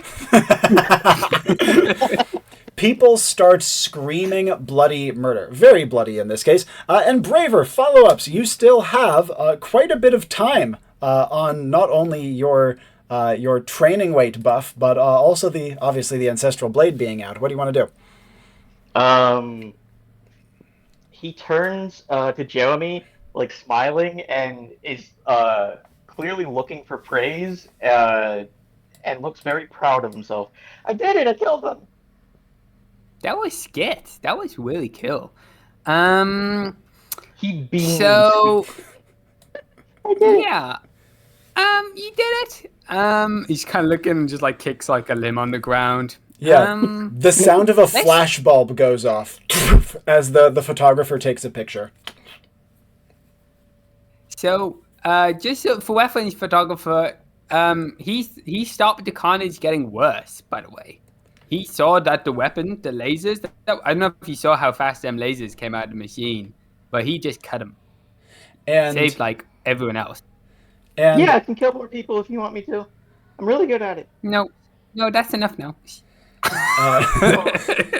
And the photographer, as his old-timey camera somehow spits out like a perfect high fidelity, like Polaroid style picture, he just kind of looks at it and looks at Braver, and then his hand tremblingly reaches to his phone collar that he wears around his top in the same way that Jewemy wears the one given to him, and starts to like tremblingly pick up the receiver. Who you calling, buddy? Who you calling? I'm so threatening. I'm just gonna hold his hand like wrist as he's bringing the phone to him. What you doing there, friend? And he says, people need to know about this. What they need to know.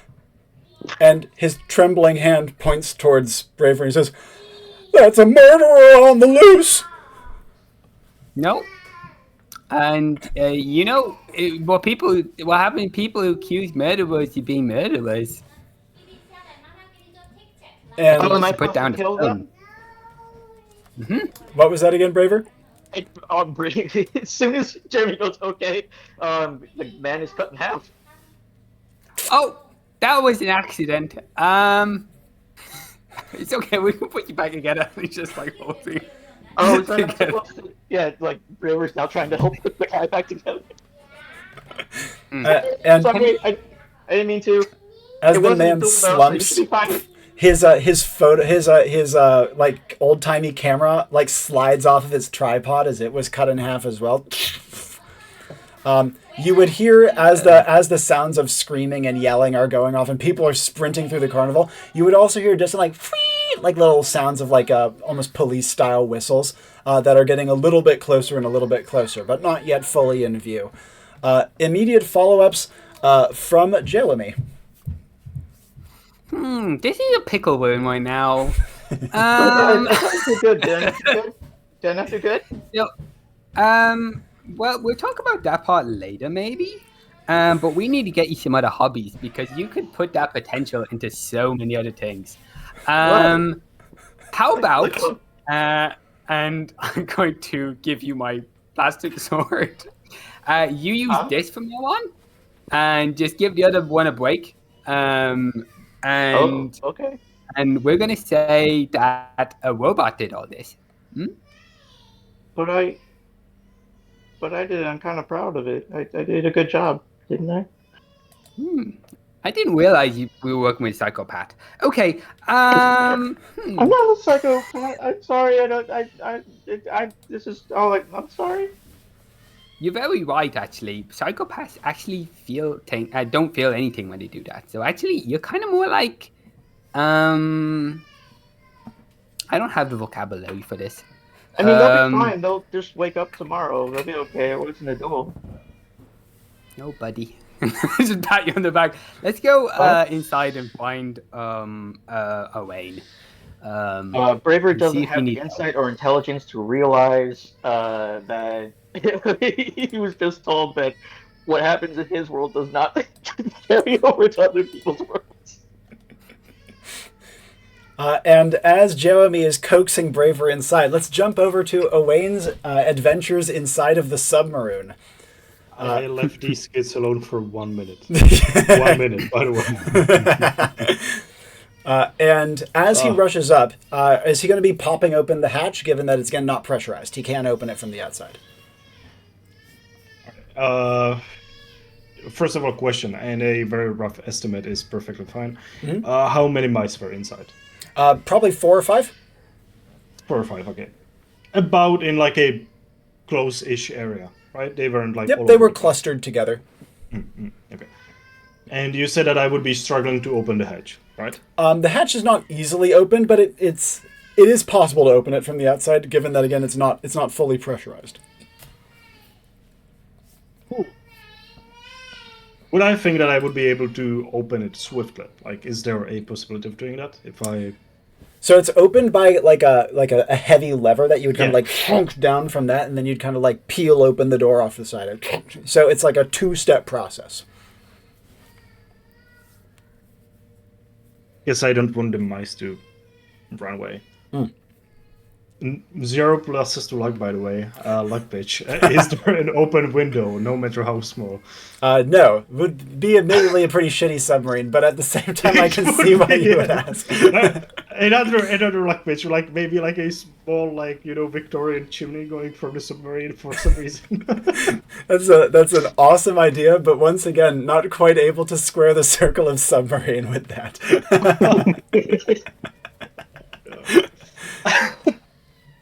I mean, and my guess is that the moment I try to open this door, the mice are going to hear it, right? Oh, almost certainly. Okay. Unless you happen to have encountered the quadro of deaf mice that are sabotaging the submarine. Yeah. Okay, I'm trying to see if there's something I can do about that. So you said I need to pull a lever and then... Yep, pull the lever and then pull out the hatch. Okay. Does the lever seem light enough that it can be... I apologize. Does the lever seem... One quick moment, I need to go and check in with him. I'm so sorry. Please talk amongst yourselves, I'll be right back. You better not tell Owain anything of what happened, though. I think he's going to hear all of the commotion.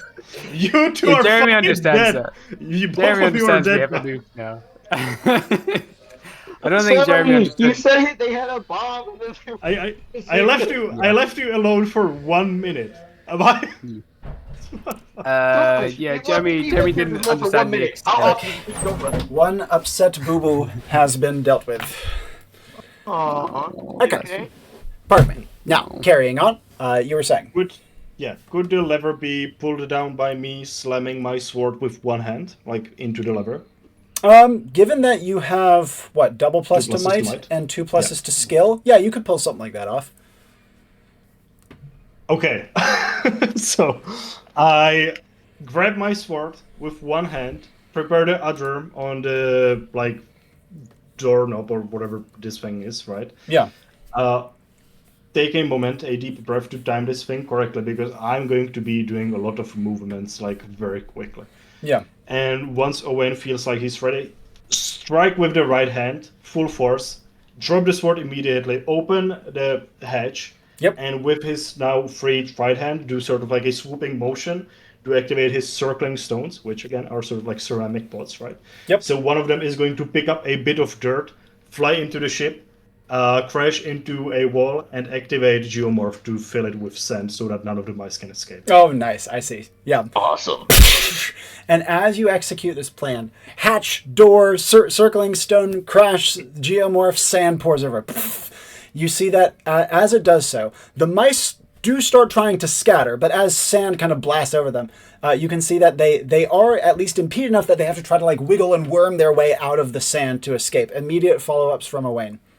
Okay, so admittedly, the training weights were not really that much of an issue for Owain until now. But he's going to go into a full animal mode, so he's removing those. Yep. Like straight up jump in on all four, sort of like, you know, how badgers, you know, they like climb along the ground, you know, looking for like small burrowing creatures. He would be doing something like that. 2+ is to sensory, trying to hear where they are like burrowing through and digging. Oh, yes. And whenever he hears one, like does again the sort of like swooping motion, sending one of the ceramic pots to just swoop the mouse. Yep. From the sand and catch it. And after scooping, sniffing, scuffling about, and scooping up 1, 2, 3, 4, you have caught 4 mice, and the inside of the submarine has sand all everywhere. All right. I am going to hold the mice by their tails, get my prima materia, which is a lump of clay, right? Get the mice into the lump of clay, thus turning it into a nice cage. And without squishing the mice, by the way. Yes. But I think Owain is like skilled enough to do that. And with 4 clay caught mice neatly tucked up together, you would hear a little like on the outside of the hull, like the door is still open. You're, hello, hello.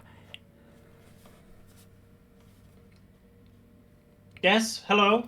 He's very much like looking at the mice, you know. Yep. So that they don't run away. And but I think they are like they are not getting away. And the 2 beaver folk come tumbling inside, almost tripping over each other. Clip at your service and cup at your service, and we just wanted to inform you. Yes, it's important that we inform you that unfortunately tours are not currently available at this time of day in particular. And additionally, we also ask all guests to wipe their shoes before entering. They say, looking at all the sand that has been scattered about. They have introduced themselves as Clip and Cup, right? Yep. And I do see them now. Yes, you do. Yes, hello, I am here to help. My name is Owain. I'm a knight in training, and I caught these. A night, you say, but it's daytime.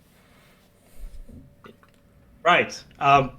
He's holding the cage, you know, like hoping that they will realize I did something. Yeah, absolutely. Now, as you hold it up, the other one, you see that the other one would say, you can't, Owain could not tell the difference between them, let's be perfectly honest with ourselves.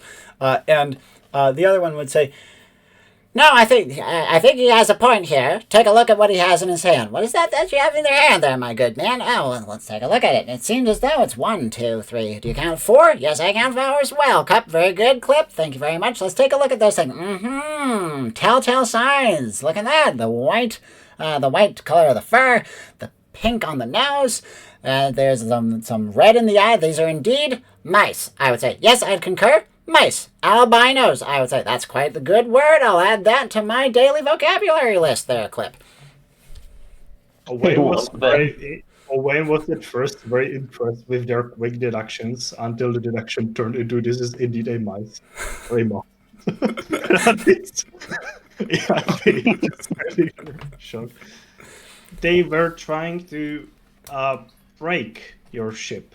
You are aware that there will be people that will try to break your ship, yes? Oh, yes, we were just talking about that, weren't we, Clip? Yes, indeed we were, Cup. We were talking about the potential of sabotage. Do you pronounce it that way, Clip? I do now, Cup. We're gonna go with it. So let us take another look at them there mice, shall we? Yes, shall we? They come up close, and you see that each of them takes out like a little monocle and puts it in the opposing eye of the other, so they like cross arms to get it in. And as they kind of peer in, you see what I'm seeing there, Clip? I certainly am, Cup. What's your analysis? My analysis is that these are no ordinary mice. No, not indeed. Not even normal albino mice. No, indeed as well. Well put. Well said. Well dictated. That's a great word, dictated. Let me put that down in my daily vocabulary list. But eventually they get to the conclusion. These are, in fact, no less than... Would you do the honors? Yes, I will do the honors. My good man, would you do the honors? And he gestures and points towards the mice. I'd like you to take one of yon implements and give one of these a good little poke. What, like, Should I just poke them with my finger? Or like, They pointed at your sword. Okay. That would probably kill the creature. It would. It would indeed. Yes, it would. Would you agree? It would indeed. But that would be if they were ordinary. Yes, and these are not, in fact, ordinary. Okay. No, they're albinos, as you know. But additionally, they are not ordinary albinos either. Right. Dear sirs, I appreciate you trying to help. Perhaps I should do the thinking. I have got these. You have other matters to attend to, right? Certainly do. Owain is trying to do his best courtly language right now. Certainly will. And indeed, on top of that, we can also infer that these are not indeed ordinary mice, but the way to determine the level of ordinariness, what would be the word for it, Clip? Ordinariness. Commonplacity? No, that's not a word. Mundanity. That's a good word, Cup. Good job. Mundanity. Probably not a word either. However, we need to determine this through a poke. And we would give you the great honors of a poke.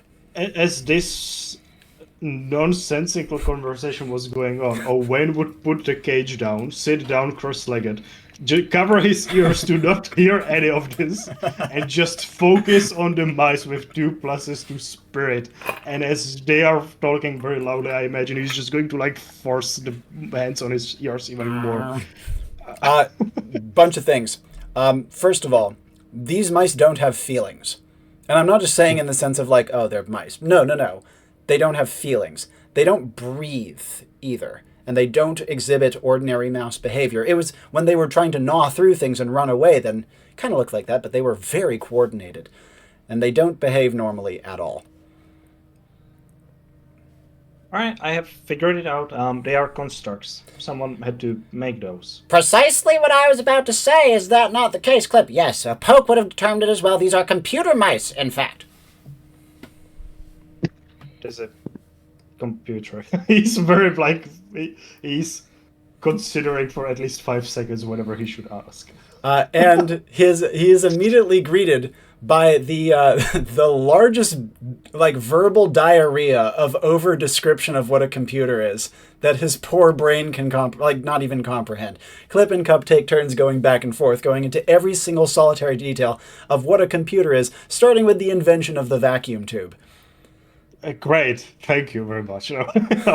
Owain is again trying to block out all of the information, and I'm going to use my safety goggles to see into the mice. And as you pop in, these are constructs for sure, mechanical constructs, with all sorts of strange circuitry within them, and also with strange constructs behind the eyes. Again, Owain is not the most technologically inclined individual, I would imagine, but obviously these are no ordinary mice, and if anything, they seem to be possessed of an external will. They don't behave even with necessarily self-preservation now that they're caught.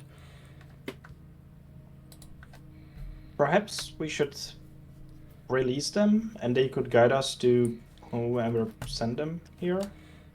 Clip and Cup are interrupted, and Cup would say, Interesting proposal. What do you think, Clip? And Clip says, well, I think we should leave it to the expert, though it is daytime after all, but I think that still an expert would be well inclined. Yes, an expert would be well inclined. How about we allow this expert to incline himself? We can incline as well. They both kind of lean forward. Owain has no idea if they are saying yes or no. Well, from them leaning in, he will intuit that is probably a yes. Does Owain think he would be able to track the mouse, or would it be gone the moment? They moved fast, but not impossibly fast. And with a good tremor sense, you could probably keep up with them. Yeah. I see. Well, perhaps we should try to keep them in case we need to prove that someone is, trying to sabotage. A fine idea. Owain. Yes, fine idea. Sabotage, as you say. Yeah, Owain picked that word up right now as well. Right. I do not think they are going to do much harm. We can keep them. This is very good. You could also possibly let go of one if you wish to let go of one, but then you'll be left with 3 mice. You know what they say about 3 mice? What do they say, Cup? I was hoping you'd have the answer for that, Clip. However, we need to return to our deals. We have a very important meeting that we need to attend to. Yes, very important meeting indeed. They said they needed 5 minutes, and it has been... One of them takes out a pocket watch that kind of springs out into a gigantically over-designed, like, pocket hourglass almost. 4 minutes, 35 seconds. Very good. I say 25 seconds to make our way back into yon portable meeting hole is probably best. I'd say it's best as well. Let's make our way. Let us make our way indeed. Thank you very much, sir. Good expert, good fellow, good night, good morning, in fact. And they leave the submarine together. I love them. Oh, it's so messy in here. What happened? Would Jewemy have been leading Braver over this way, or would Jewemy be heading here alone? If Braver was coming, yeah, for sure. He would probably been trying to if he was up for it, but otherwise. Yeah, Berber was about to follow you, and then the manacle slapped back onto his wrist. As he started realizing, oh, you're not, like, you called me a psychopath, and now I feel like I'm a bad person. And you don't like me now. I didn't know you were just like, you were saying like you kill people, but like they were kind of nice people. You told me they had bombs and they were gonna kill everyone, though. That's your interpretation. Those were your exact take words, this plastic sword.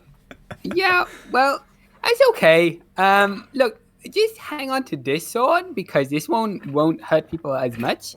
And I'm going to give him my, which is my walking stick. So hopefully he looks less threatening with my walking stick. And I'll also like put back the old lines thing. I guess this may be most prized possession. Okay, it's fine. Yeah, I can see why, but it's covered in blood right now, so maybe just clean it up. And I'm just gonna give you a little rag for my back, so you can wipe off all the blood from it. Just maybe so you don't look like that you killed like 6 people, maybe 7, including the guy in the egg. Oh well. when you're ready, I'll be in the big balloon thing. Okay. He tries to follow you, and it's immediately stopped by how heavy the tungsten scabbard becomes again. Yep. And before we jump back to Braver, let's jump to Jewemy, who has popped in to the submarine just as Clip and Cup are tumbling out of it. Owain is there with sand everywhere, 4 mice in hand. And yes, Jewemy's line about it being very dirty in here. Follow us from Owain.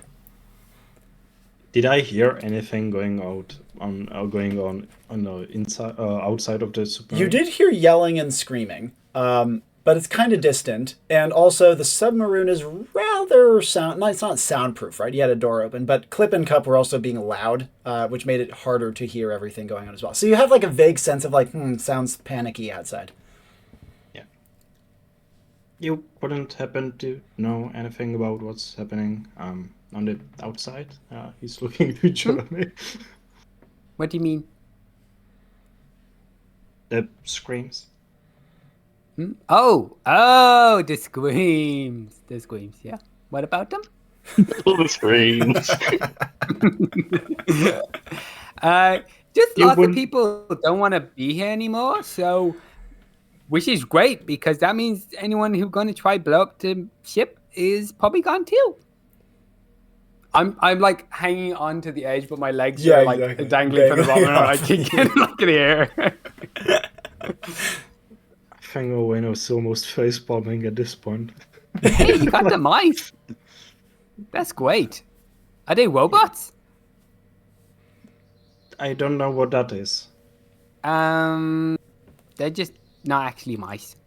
They're like they have little gears on the inside. Yes. Nice. I knew it. Not edible. Oh no, that would be weird. Not like crickets. Crickets aren't edible either, but you eat them anyway, so I won't put that past you. They're perfectly edible. I never considered them a snack, but it would make sense that you would. I have a question. Yes, I mean, Owain is just like looking, like waiting for the question to be asked. Have we? Is there anything else in the ship that's not working? Did you see anything with your space goggles? I think everything seemed in order to Owain, right?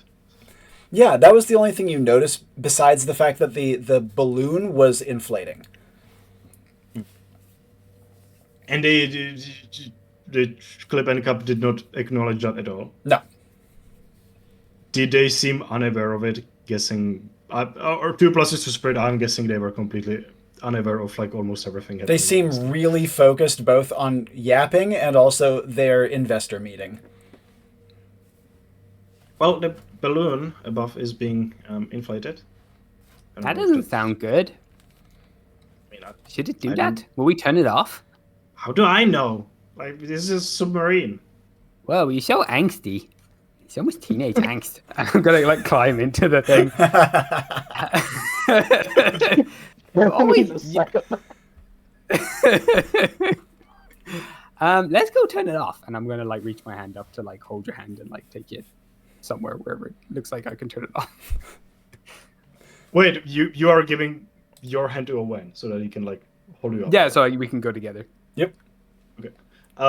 I mean, is it like actually hard to navigate the ship? Because I'm imagining it's not like hard to climb on board or anything. It's a little over-designed, as you might imagine. And so it's certainly something that, like, you know, it's not completely out of place for it to have a hand with.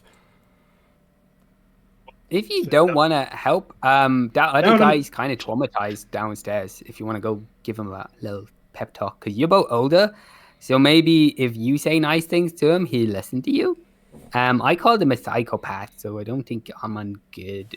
Why think he likes me anymore. Why would you do that? There's a lot of concern in Owain's eyes as he's like helping you get onto the ship. Cause he just like crazy. So Owain is torn, and I think he's frozen right now because on one hand he needs to check out what the fuck is going on the outside right now. On the other hand, there is no way he's letting this kid stay in the submarine without being watched. So I'm okay. I stay at home all the time, by the way. So like I'm really good on my own. I spend most of my time on my own. I'm guessing that does not make Owain feel that much better, but I'm kind of like bunching up my jumper as well at this stage, like getting impatient, just like almost like I look like I need to pee. I'm like really want to just go now. I'm like, this is like the longest conversation he's ever had, like without like doing anything else. So he's starting to like sputter off like away. And Owain is so nervous because like there's so much talking and nothing being done. Does this submarine have windows for him to look out? No, we established this. Like yeah, but like not even like closed, like hatched windows, nothing. Oh, not in the submarine portion. But when you get up to like the top where the balloon comes out of, there is something up there. There's like a little observation deck. Yeah. All right. In that case, like Owain is going to like reach out with his hand and like hold Jewemy up and then like climb up as well. Though for him that would be much harder to do. He's short himself and he cannot like really jump up. Yeah. But where we going? Well, to the balloon above. That's where the bump is, right? I'm assuming. Yeah. Okay. Cool. Let's go. And I'll climb up, and then I'll offer my hand as if I could help you up. Owain is going to grab the hand. Do not be too rude, but then he will proceed to climb now with just one hand. Yeah.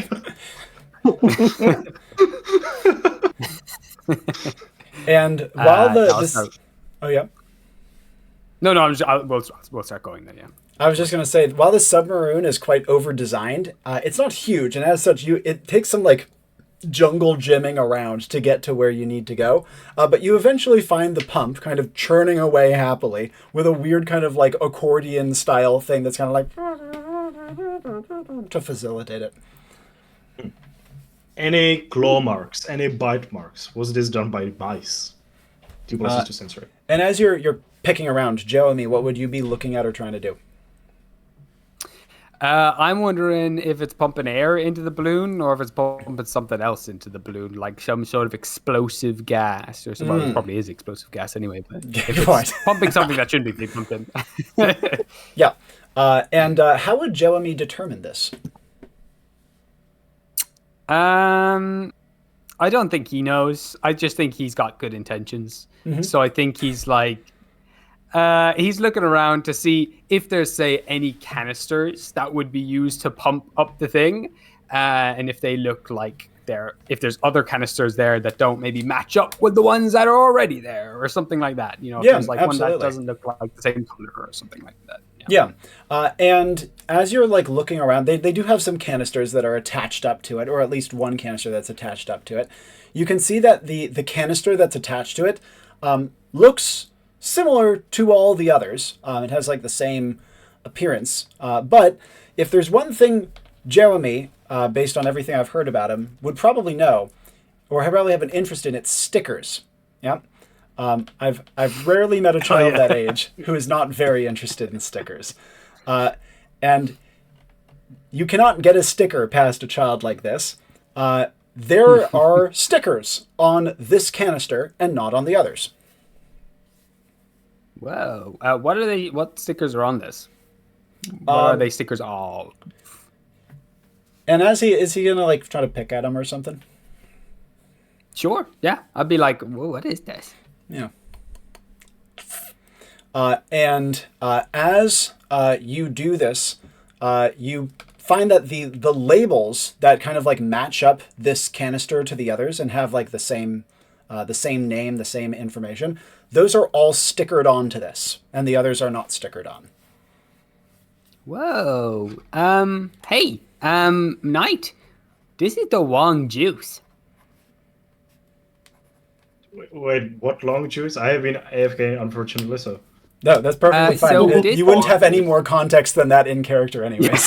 I'm pointing to one of the canisters that's basically filling this thing with air, and I've peeled off a sticker from it, like a fake sticker, and I'm like, this stuff looks like it's maybe the Wong juice being put in the ship. Maybe we should swap them with those ones over there, because they're the white ones. This is a fakey. How do you know that? Because it's got a sticker on it. The other one's got no stickers on them. This is someone making this one look like it's a real one, but it's actually a fake one. I do it all the time. I sometimes take my mom's boyfriend's stickers off their beers and I put them on my juice, and then my friends think I'm actually drinking beer. Okay, well, perhaps we should not open any canisters. Owain is going to grab the open one and just sort of like... as he is doing so, he would see the label that the fake label is covering up, and it says aerosol nails. Uh-oh. I don't know what that is anyway, so...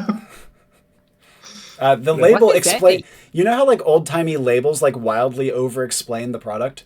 In an enormous amount of detail. Are you tired of being inconvenienced by tapping in nails and tacks around your house? Try aerosol nails. A simple squirt of the dispenser and you'll have your nails and tacks embedded exactly where you need them. Is that an improvised explosive? So, have you read this out loud, do you think? Because I don't think Jeremy can read that well. I think he would, yeah.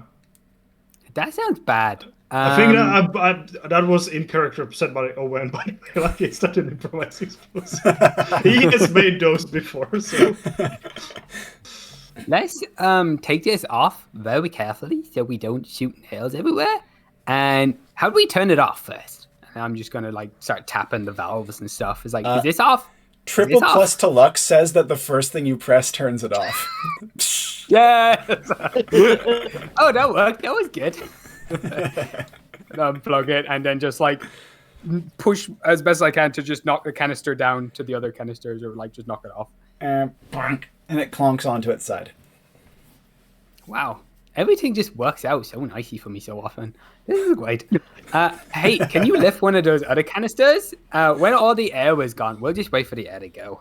Yeah. He just looks at his wrist like he has a You watch. hear like a, and you also hear kind of like it's so convenient. I have a metal bottle here. Of like the tinkling of metal on metal, as the air is kind of coming out of the inflator, it is literally just shooting nails into the metal wall, which like fall down into a little pile. Phew, good thing that didn't hit anything important. I was going to say that seems wildly dangerous, doesn't it? Oh, don't worry. Things like that. No, I'm asking this out of character. To the comment, not in character. Yeah.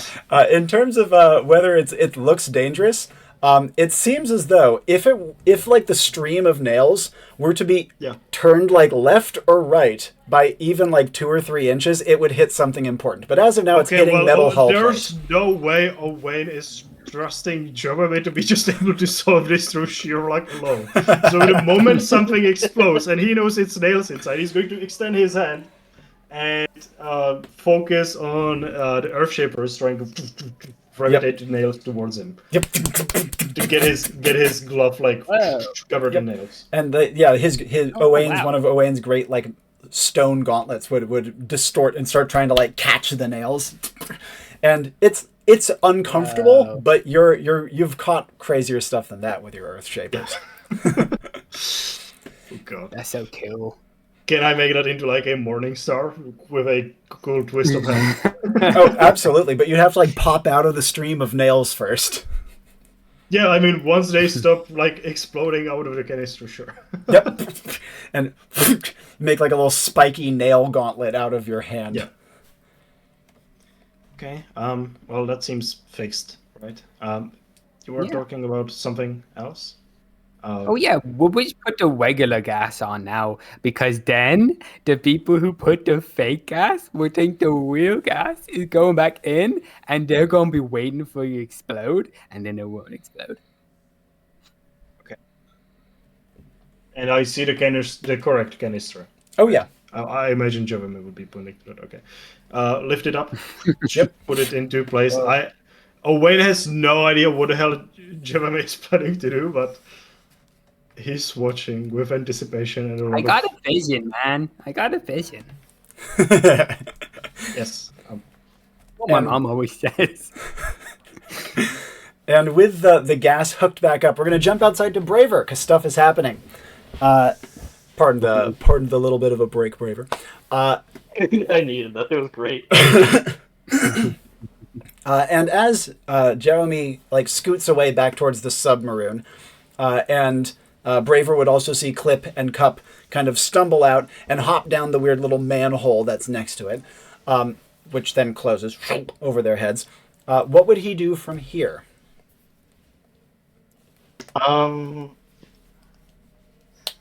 I think from here I think I need to make another defiance to like not just sit down and give up. I will say Braver's 1+ to will is going to be stretched quite thin at this point. This will be harder and harder to do. No, he'd be overthinking this. He's overthinking what Jeremy said about like, no, I don't think that's how that works here. And then starts thinking about his previous missions.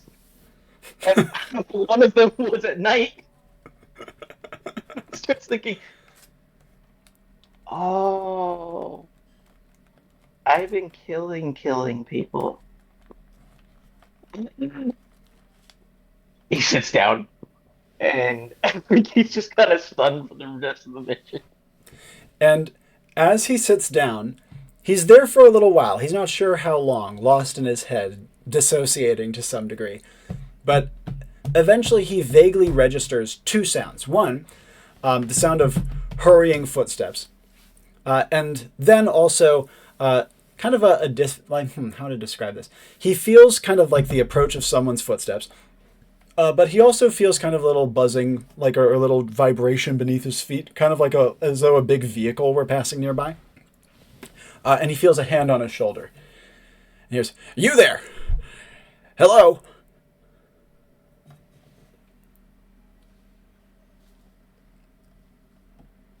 What would Braver do? Hello? Hello? Hello? Are you there? Oh, can you hear me all right? Okay, now I can hear you. Pardon me. Everyone's Yeah. just frozen. My internet conked out for a second. My bad. So he would feel this hand on his shoulder and hear, "Hello? Hello? Are you responsive?" He looks up, like, distant-eyed, clearly traumatized with himself. And you see the man who's looking at you, his face gets a look that I'm not sure Braver would be able to fully deduce. And he says, "You poor thing. You must have seen it too. Here, we're trying to conduct an investigation on what happened. We've evacuated people. We're going to be handling medical, but don't worry. We're going to make this okay. We just need you to tell us everything you know about what you saw happen." Killing people is bad, but they're all dead. Yes, killing people. We know, but who did the killing and where are they? Please tell us everything you know.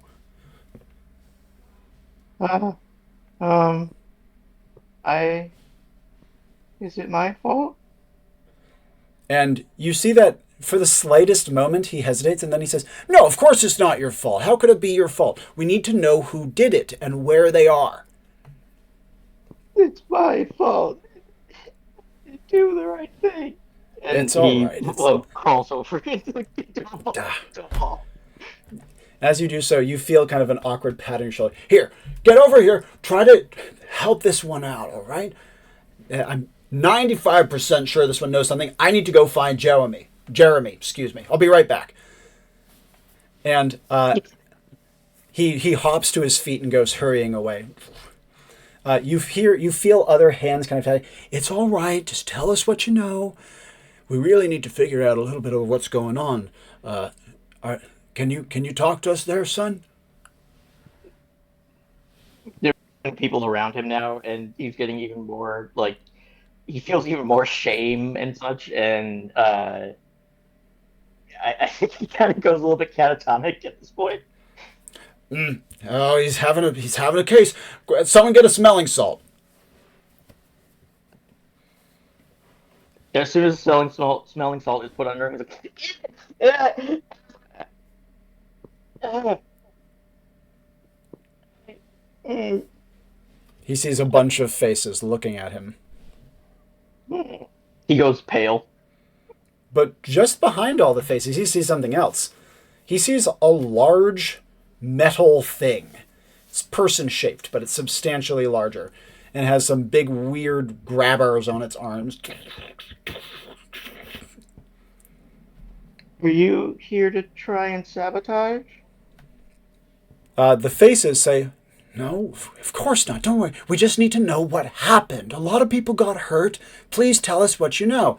The big robot thing that is behind has a voice kind of come out of it, and which follows up with, "What's happened to the kid?" And you're, "Nothing to worry about there, sir. You just go about your day. We have this under control."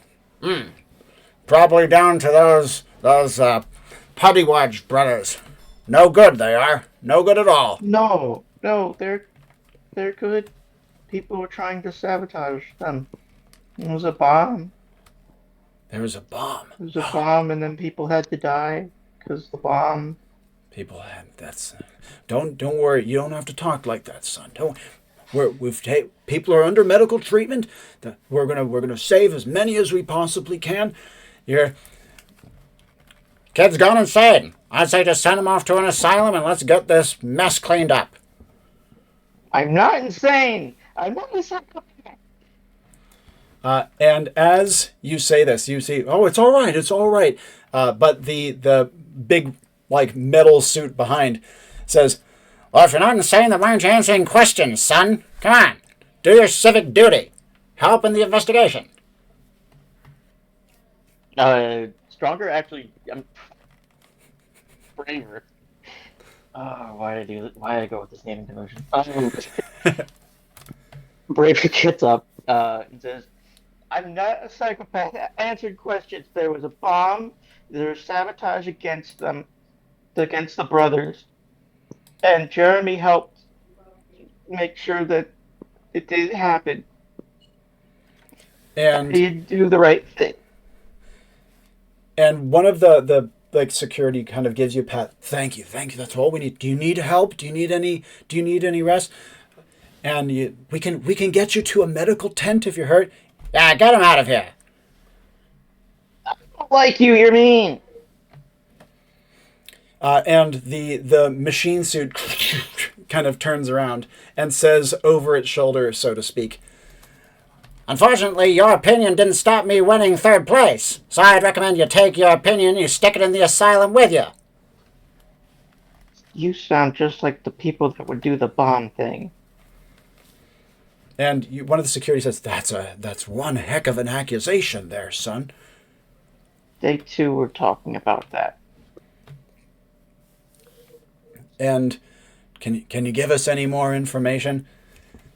If not, that's all right. Let's just get you out of here. They start to like slowly try to shuffle you away from the submarine. You see that the walker machine is kind of going in the vague direction of.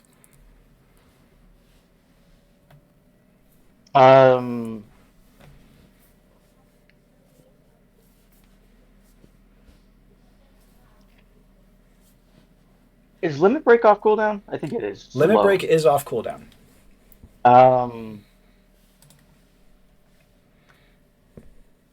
This is actually, now that I'm looking at it again, this is literal perfect paired action opportunity for it too.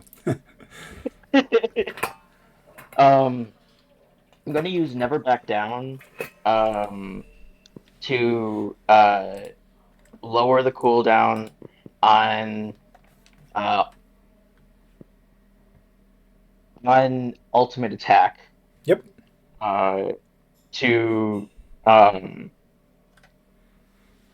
And the gi is going to flare up a little bit. Yeah. And I'm going to use Limit Break, as he's just been majorly condescended to. Yeah. And he sees this guy as, like, clearly he's a saboteur.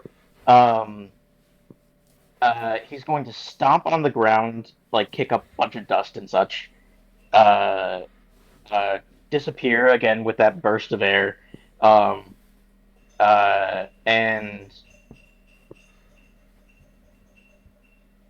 what looks like he's fought a robot before, but I don't think he really understands them. Yeah. So, what looks like what is allowing this thing to move? So, based on what he can see, at a guess, it does have legs of a sort. And the legs at the bottom have like treads. In terms of what those are powered by, it's hard to tell, but perhaps in kind of the midsection.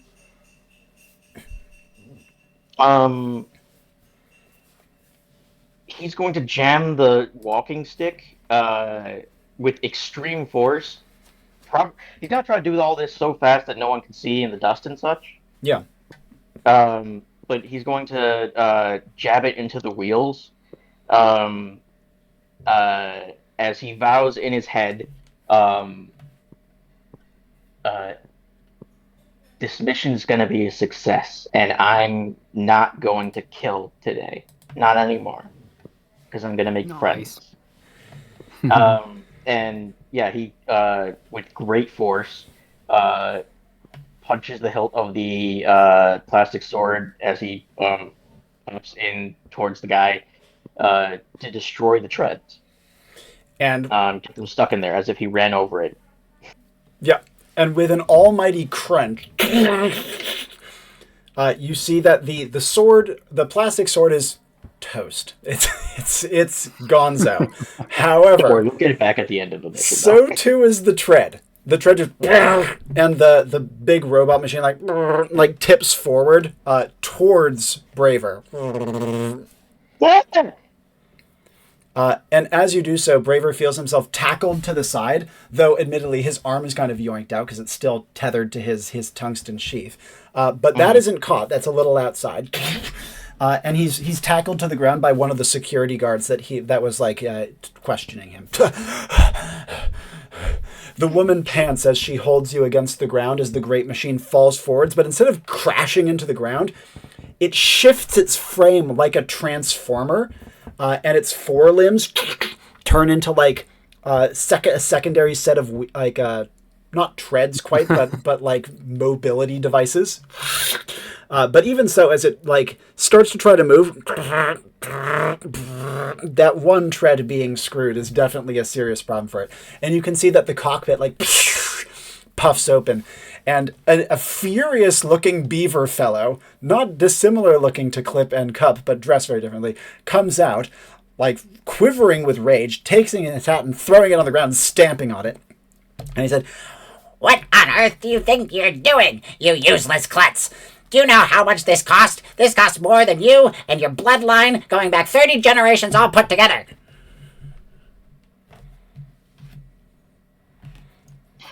Stronger looks at him to... oh, you got God again. Stronger... He's been dead for so long. I know. Braver looks at him and says, like, no sabotage and no killing.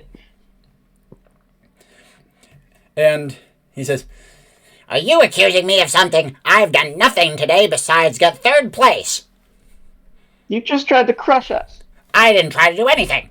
My machine was impeded by some skullduggery of yourself, and when it's impeded, it can malfunction, and malfunction may involve crushing.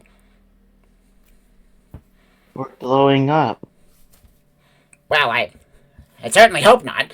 he seems to look a little bit nervous and hurries back to the machine to check, but the security guard helps Braver to his feet and helps are you all right there, son? That was quite a scary thing. How did you get from there to there so fast? You need to... I think he's bad. Well, it looks like I need to call in for mechanical repairs. Fortunately, I have another auto mole nearby. And as you do so, you hear and the ground bends and distorts as a second of his machines comes bursting up out of it, with its forelimbs turned into a great drill. As it is doing so, however, Braver would see that it coming out of the ground, it does so uncomfortably close to the submarine, which starts to list. As soon as he sees the ground start to shape towards the submarine, he's going to jump, kick off the ground as hard as he can. And unarmed... Does kicking off the ground count as an unarmed attack? I would say no. Yeah, okay. So he kicks off the ground, moves at incredible speeds because limit break's still in effect. Yep. And he's going to slam the tungsten sheathed sword onto that mound of ground as hard as he can. Yep. As a playing weapon. And as he slams it down, the auto mole partially comes out, but it's like its head cockpit area is caved in. And it and Braver feels that the heat that comes off of it from its engine and also the whirring of its drills are uncomfortably close to his leg area. He's gonna take more swipes at it with the tungsten sword. Rather, he's gonna start punching into the tungsten sword to slam that into it. Yeah. So enhanced punches slam the tungsten sword into it. Nice. And as you do so, because the gi gives unarmed strikes a magical thing as well, and I can almost imagine that routing through the tungsten like a lightning rod, so to speak. And as you go in, you strike it, and you hear the beaver. You imbecile! You fool! You vandal! You cretin! And all sorts of other names as he's hopping over there. Arrest him at once! Can you believe this? This is unheard of. This is absolute. This is worse than statesmanship. And as he is yelling and throwing his fit, you hear security. Here, son, it's all right, son. Move on back. It's not going to be a problem. He's trying to sabotage! There's only one saboteur here, and it's you, you wicked little gutter snipe. And you eventually the auto mole would stop moving. Braver can feel its whirring drills slowing down, and it's only come like up to shoulder height out of the ground if we were mapping it onto a human body. And the submaroon, while it has tipped a little bit, it has in no way been truly damaged or fully sabotaged. Okay, it's good now. The security kind of like take your arms. Here, can we step backwards? Can you step backwards with us, son? Yeah, I'm okay. Good. Well, I'm not okay. Braver looks at him, like, stop or I'm gonna punch you. Well, do it. Then at last they might actually arrest you for something instead of treating you with kid gloves. He looks at the people, like, he looks at the people holding him, and Don't he's like, do it. okay. Please don't. Why is he trying to get punched? Please don't do it, son. We don't want anything to come of this. There's enough awful things happening today. Okay. Someone could have gotten horribly hurt. Or died. I didn't kill anyone, though. Yeah, we understand, son. That's good. And let's make sure that no one else gets hurt today. He's just trying to. One of the security guards says quietly, he's just trying to ruin your life, son. Don't rise to it. Oh, okay. You shouldn't say those things. That's the ticket. The beaver fellow sneers nastily and says, well, for someone who seems so worthless at just about everything besides breaking things, I'll be sure to put your advice where it belongs. In the toilet. He's really mean. And the security are trying to like lead you away and are deliberately not looking towards him and saying, I understand, just try to keep it together. You see that they're clearly getting on edge from all this as well. And you hear him say, and I need to go and investigate my incredibly priceless invention to ensure that there isn't some sort of critical meltdown, which will of course be incredibly bad now, wouldn't it? It would be entirely your fault.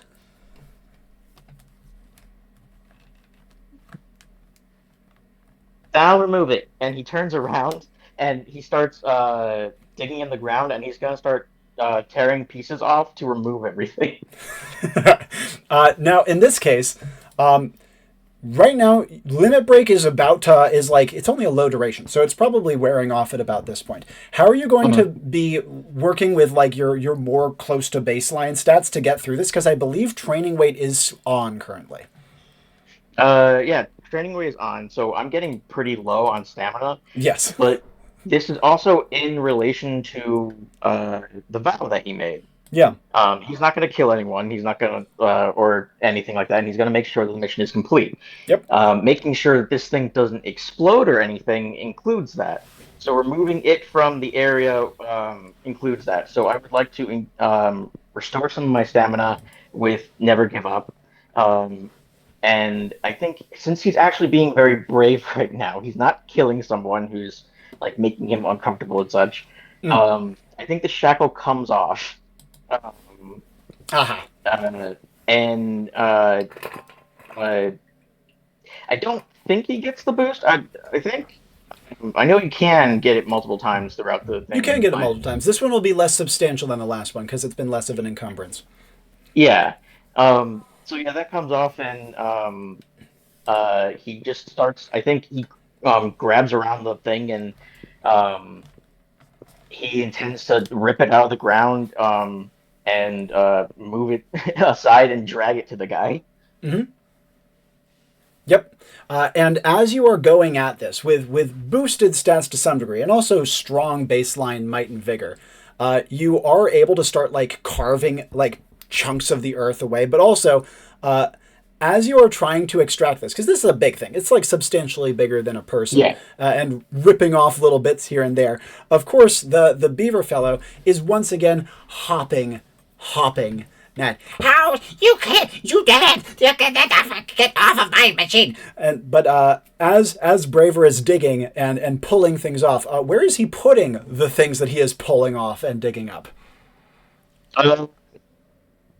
What side of him doesn't have anything or anyone near it? That would be probably his left. He's throwing things to his left. Yep.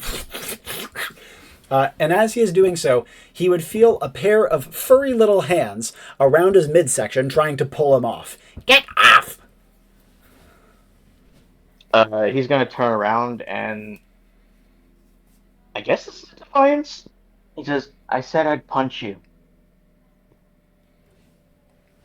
Does this scare the man? And you can see that even though earlier he was clearly trying to incite a fight, he pauses, not only noting the chunks of robot that you have ripped off barehanded, but also now that he is touching your body, he's feeling Braver's muscle. And he would kind of pull his hands away after a moment, look to security and say, Arrest. Now.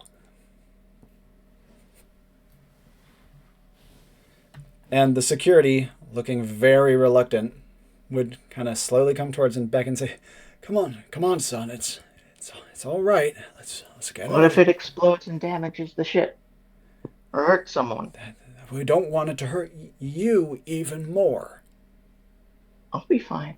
And he keeps going. Are you ignoring your duties? And as the beaver fellow starts to scold the security again, one of them says to him, "You better back away, sir. This is a potential hazard zone." But that one's in the hazard zone. "You better back away, sir." And they go over and they hook him under the arm, start pulling him away as he screams and fusses and fights. But before we go further, back into the submarine. We're going to begin with Jewemy, who has successfully refueled the balloon and is putting in proper gas into its tank now. What would he like to do? Or is he going to stay by Owain's side? I'd say once they've done that and everything seems pretty good, he'll probably go back down to where the sand was and is just kind of just scooping it out and just throwing it out the door and just scooping more sand and just throwing it out the door. And as he does so, mid-scoop, here, Jeremy? Quick thing. The moment he scoops any of the sand, I'm going to yell down like, "No, they're done! It's proof of the mice. They have paths through the sand." Oh, okay. But you have the mice with you. Well, yes, but they were inside. They left the sand? Wait, first of all, he's not capable of explaining this. Second, he does not have the patience. He's just going to jump down. Yeah. He's going to jump down. Make sure with the huaraches that the sand does not get disturbed as much as possible. He's just going to start leading Jeremy out.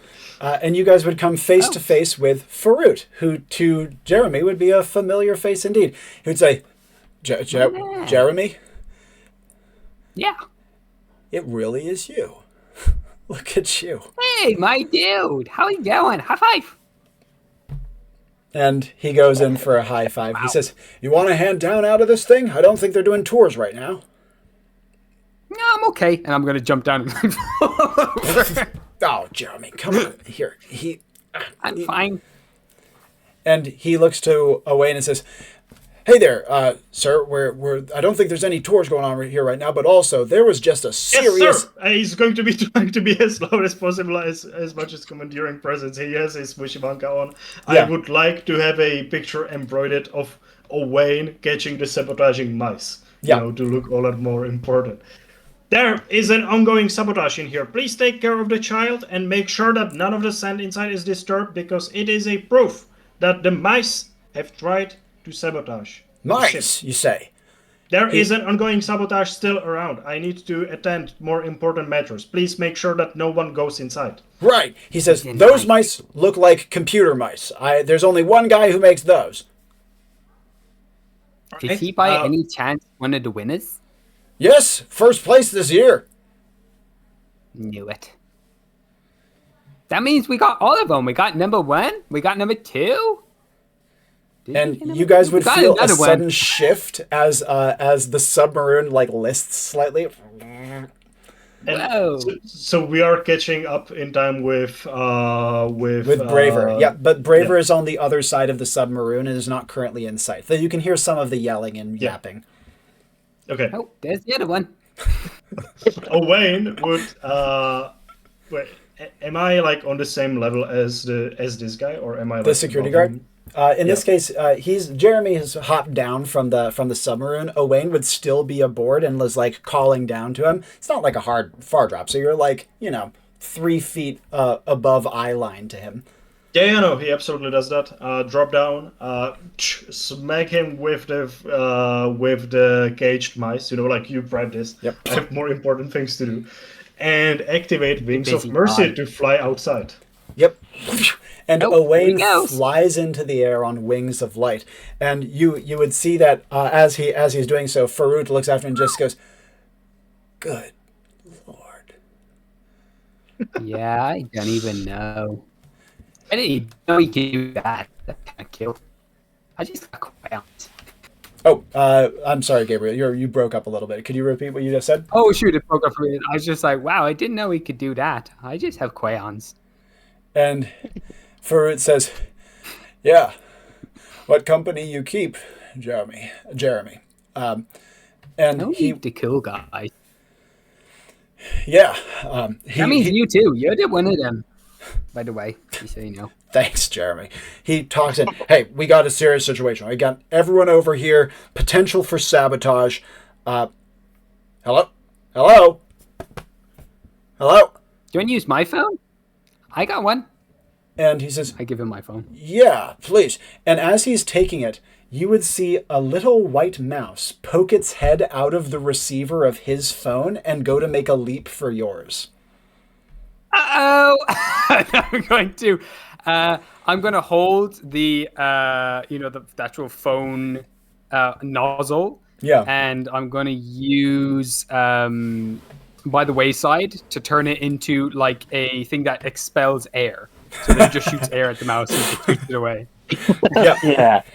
And as you do so, the mouse is like launched away, and you see Farouk says, No, you can't. It really is. It's a conspiracy." "Oh, you rotten little." What? He goes and tries to stomp on the mouse, which scurries between his feet and goes shooting away. Wait, would you like me to send a message while you're getting the mice? He says, "Yeah, if you don't."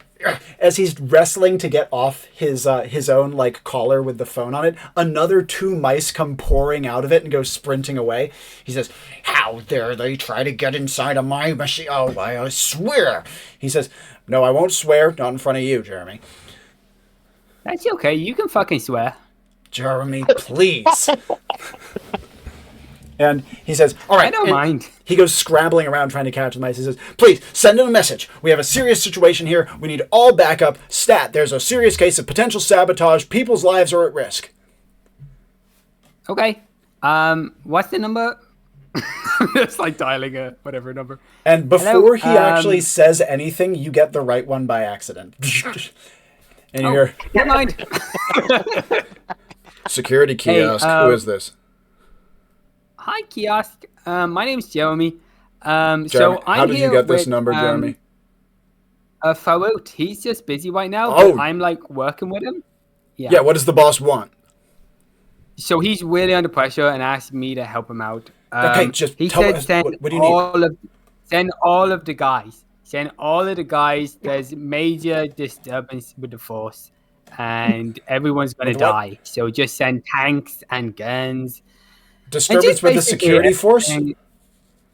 Yeah, everyone's like dying out here. So No. just- And you would hear, and then Farouk would grab the receiver and says, "Believe everything except for the exaggerations. We need everyone's stat. Come on." And he hands the nozzle back to you. And the guy in the other thank says, you. See you later. "Copy. Over and out." And Farouk has managed to catch one of the mice. He says, "All right, you little rat, not rat." And he would like pluck at the mouse, which tries to nip at his finger, but he manages to catch it and he pops the head open like a Pez dispenser to reveal the circuitry beneath it. There we go. Oh, creepy. Little creep. And he pulls out a little thing. He says, "This should be the video feed. That's evidence." And Cool. he tucks the now like a dead quote unquote mouse away in his pocket. And he says, "But the rest got away except for these cage ones. This is excellent evidence." He says, "All right, that's great." Jeremy. Yes, of course you can ask me a question. What is it, son? Who was the first prize winner? That's Cackrap. Is he the bulldog guy? He says, No. Bulldog? Well, no. I think I know the fellow you're talking about. That's private security for a woman named Nellie. She has quite the invention that and he looks over towards like the carnage that Braver caused earlier, and the thing that is kind of cut in half, and he says, "Oh, that was her." Yeah. Jeez, he didn't do a good job. And he says, "Well, it was second prize worthy, I'd say." And Yeah. Well, was it a bomb? I'd hope not. The Carmadillo is quite a sophisticated vehicle. Bomb seems not within its normal capacities, but Maybe it had loads of bad karma built up inside it, and that was just like an after effect. yeah, I'm certain that's the case, Jeremy. And after humoring you, he says, "Now, before he says before we, you guys would feel a rumbling in the earth, and you would see the ground bulge quite near to the submarine on your side of it." That looks bad. I'll just go check out what's going on. You stay here. It might be dangerous. And he says, "Jeremy, no." But I'm guessing Jewemy is trotting out well ahead of him. Is he heading towards the bulging earth or elsewhere?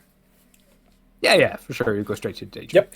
And as he's going towards it, it's kind of popping up right between the submarine and the weird manhole. And as it's doing so, the manhole would pop open, and Clip and Cup would go spilling out of it. Uh-oh. You guys okay? I'll give him a hand up. And as you do so, one of them says, Oh, good to see you, little fellow. Yes, we have excellent news, don't we, Clip? Yes, indeed, Cup. We have the best of news. We have sealed our deal. Sealed the seal, sealed the deal.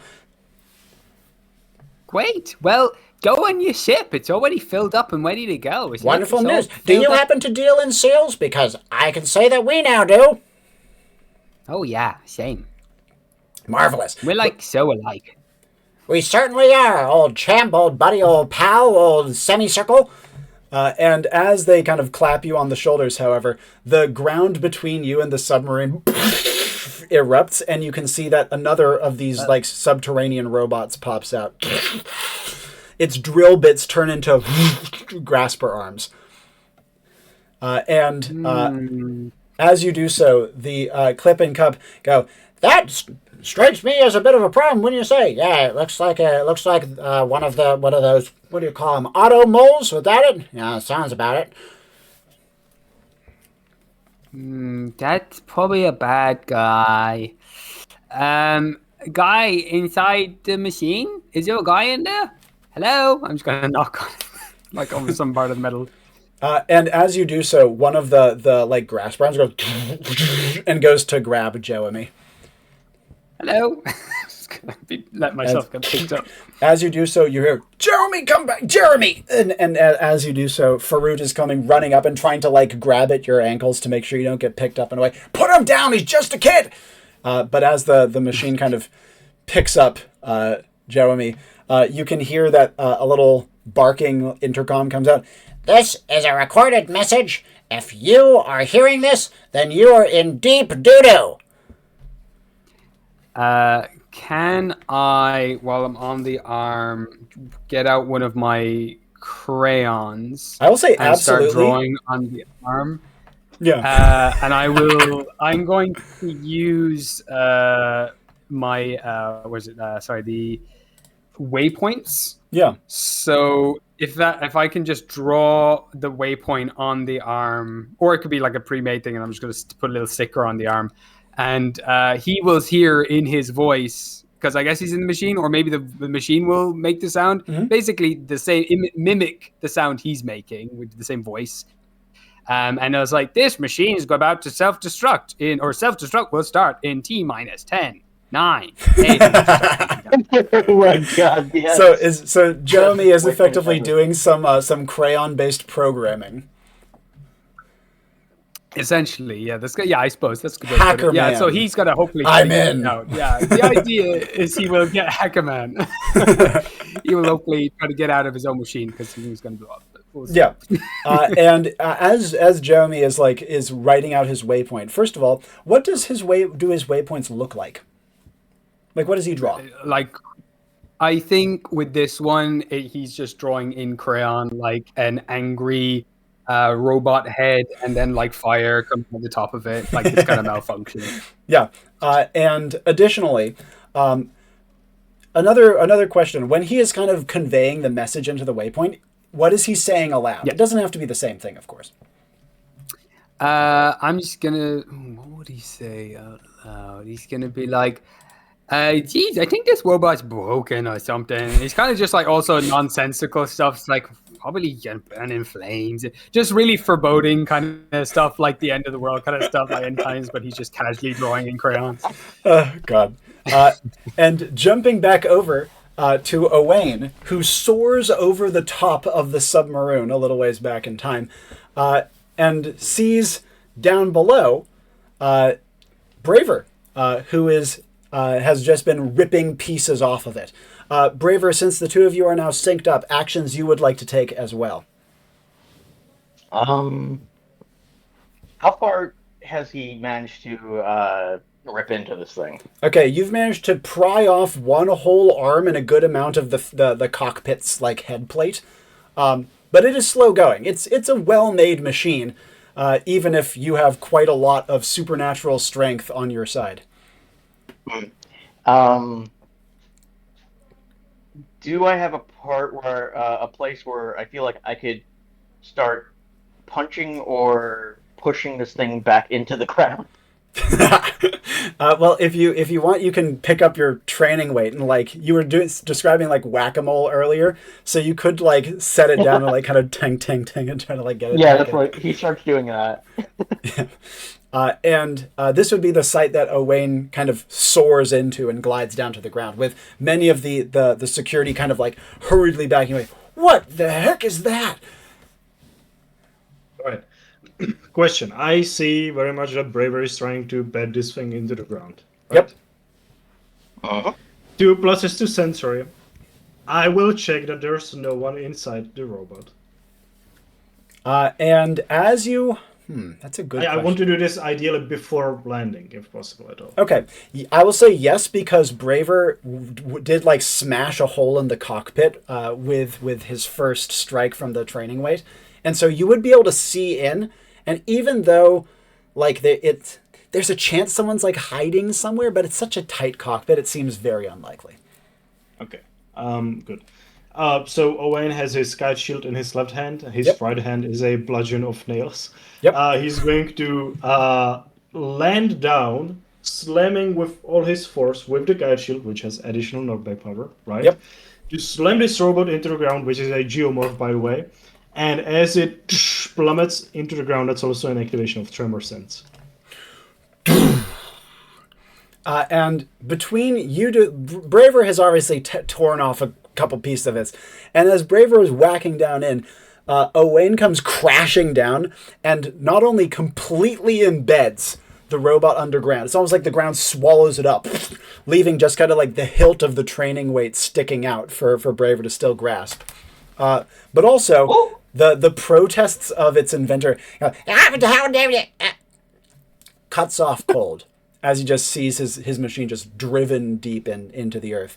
The tremor sense that goes off, however, reveals two things. One, This is the moment before the third one erupts on the other side of the submarine where Owain just came from, and the tremor sense would not only reveal a fourth robot coming up on like the tail end of the submarine, again a little ways away from you, but would also pick out the dozens of additional mice that are burrowing through the earth in a very unmouse-like way. They are like deploying. It seems like there's machines that are coming off, or maybe their tails have become like a drill of some kind, and they're going through the ground and almost swarming underneath the submarine. Ooh, how deep in the ground are they burrowing? These are mostly like close to the surface level, like no more than 2 feet down. Okay. Question, I had them in the cage. They do not seem magical at all. They are purely mechanical, right? Mechanical, but mechanical that verges on the level of magic. Okay.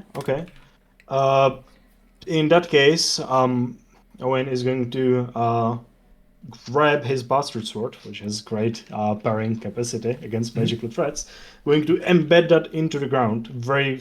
He's going to. Would there be like a mouse going underneath him at this moment? Yeah.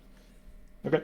Slam that into the mouse, hoping that disrupts the signal, at least somewhat, for all of them. Ooh, that's a cool idea. Energy work on that? I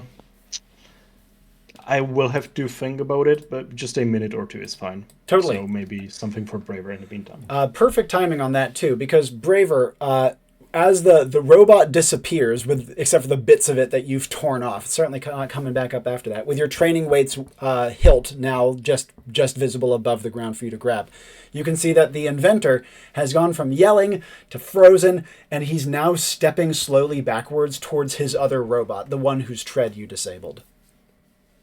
Oh, okay. Seeing him, he looks at Owain and says, "I'm gonna get the culprit." And, or I don't think he'd say culprit. I'm gonna get the guy. And he's going to take his training weight. I also would like. I'm gonna get the guy to be. He is probably getting to like low red in stamina right now.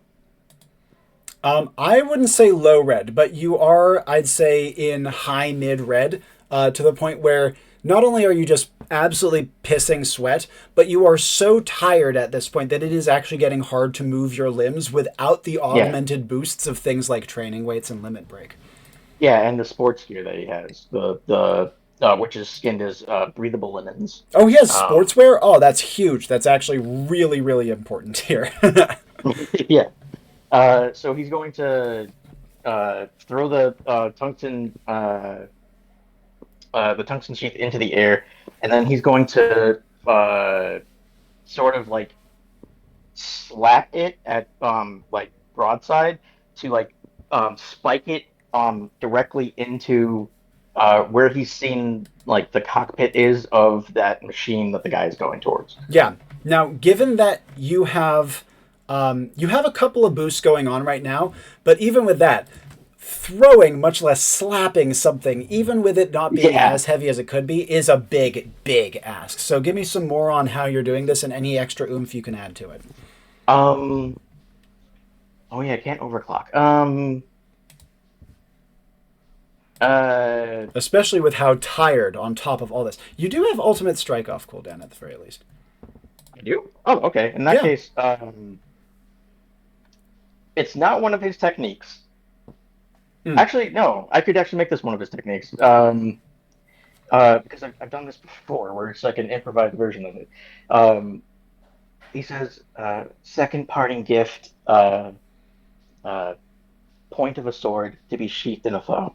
And he's going to sheath the sheath into the cockpit of the enemy.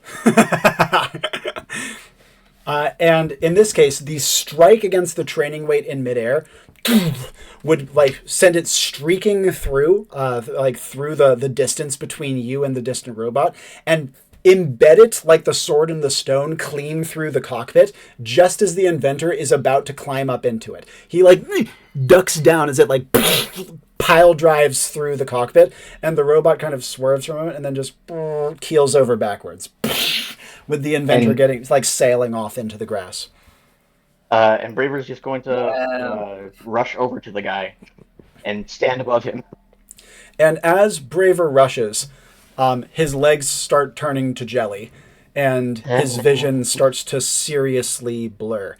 His breath is coming in such ragged pants that it is at this point getting hard for him to hear anything besides the sound of his own breath, and hard for him to feel anything besides the throbbing of his own heart, which feels like it wants to jump out of his chest.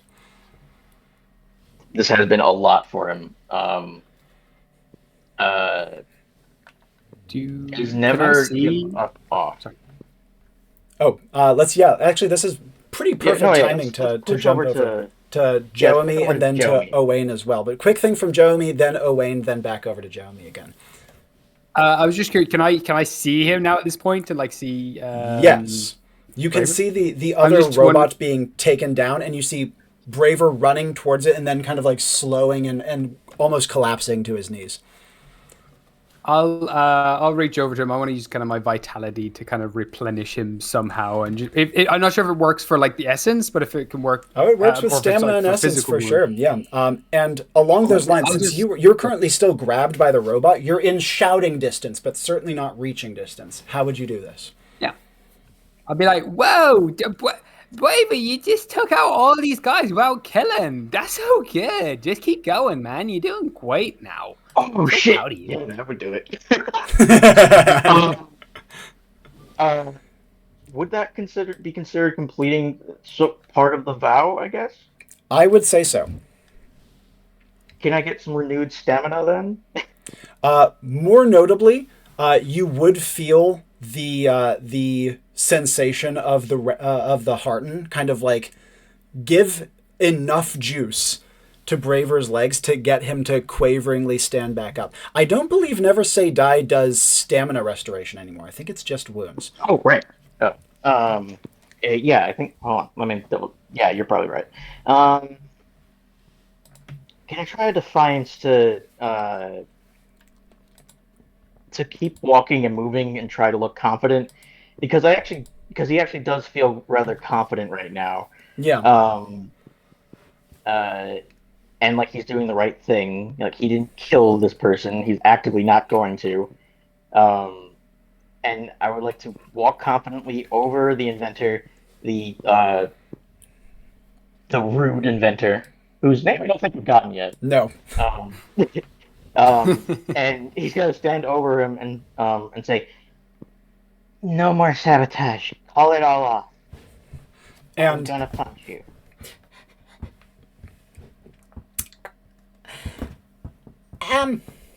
Sabotage is a strong word.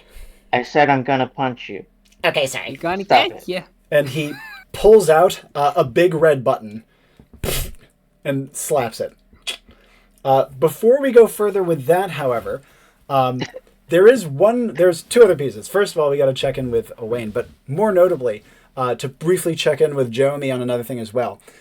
Your crayoning has resulted in one other thing, which is the pre-recorded message has switched to a different pre-recorded message in the same guy's voice.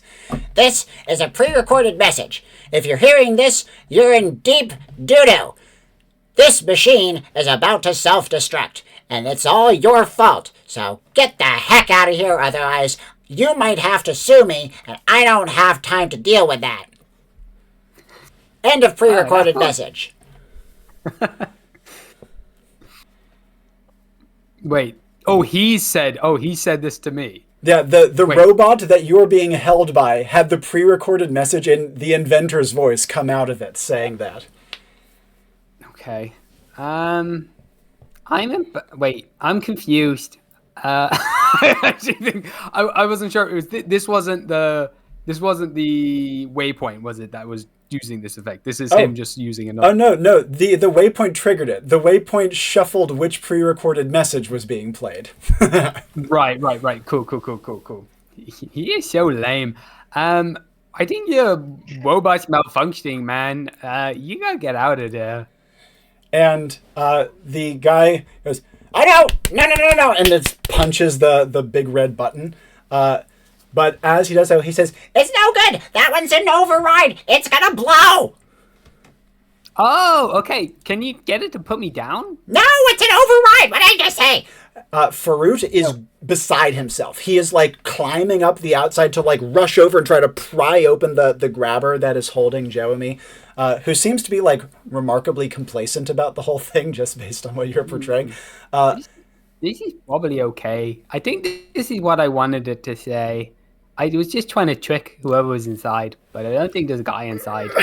I'll be okay for it. I'm just kind of looking back. And Farouk says, "No, Jewemy, no. I would never be able to live myself if you got hurt. Come on, you gotta." It's kind of weird that these guys would just put a self-destruct button in the machines. That's pretty dangerous, right? And he says, "You never can trust inventors to do the responsible thing."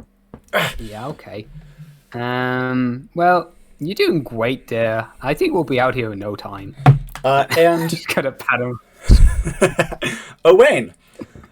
So, anyways, tell me about your energy work to do the bastard sword signal disruption, and then obviously there are other machines inbound. All right. So, question. You said that I feel I can sense two digging things. Right? Yep, there's one that has just burst out of the surface on the other side of the submarine, and there's another towards its tail. Yeah, and just so I have like an idea of the time from here, the one that has just burst out would be the one with the inventors, right? That is the one that is that's the one that is grabbing Jewemy. The one that so there's another one still after that. Yeah, there's another one still after. That's perfectly fine. Stab my sword into the ground, slightly ahead of the mouse, so that like it continues burrowing straight forward, right? Yep. Bumps into the sword, it just sort of like bongs.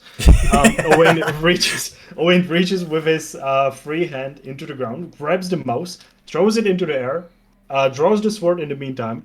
2 pluses to skill, by the way, I believe. Yeah. I wish to bury the mouse as it's flying to the ground. Parry the mouse. That's an awesome phrase. And by burying the mouse, I'm intending it to sort of like slide gently off the blade.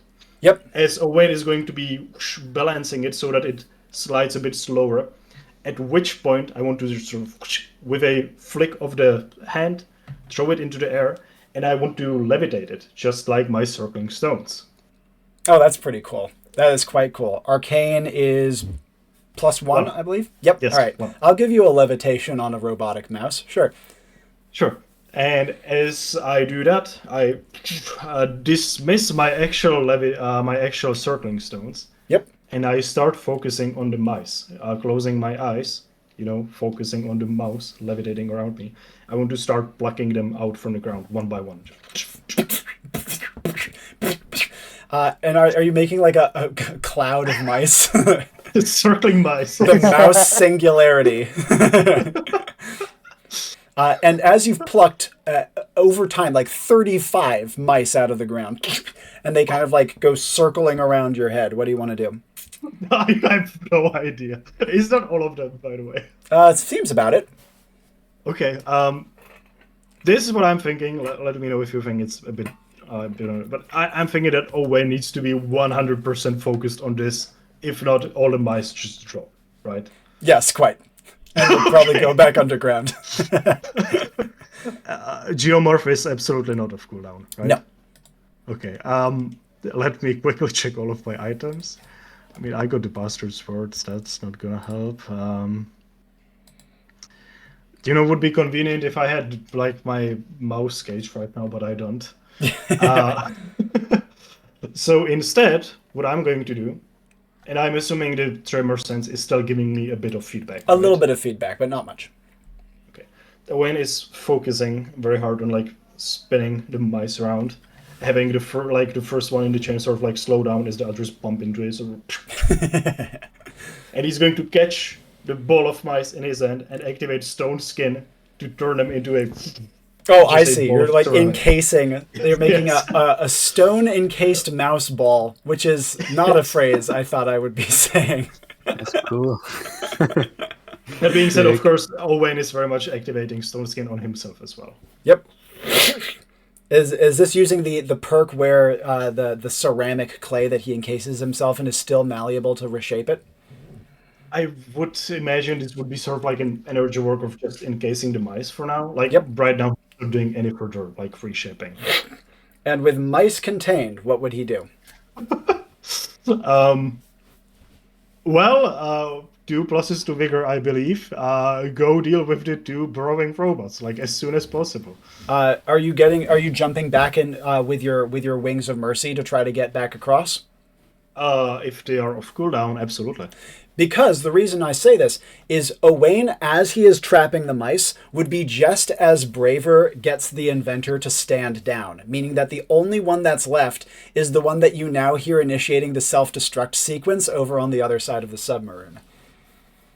Okay. Yeah, in that case, do I hear that, by the way? Do I hear the voice sort of going like initiating self-destruct? Yes, you do.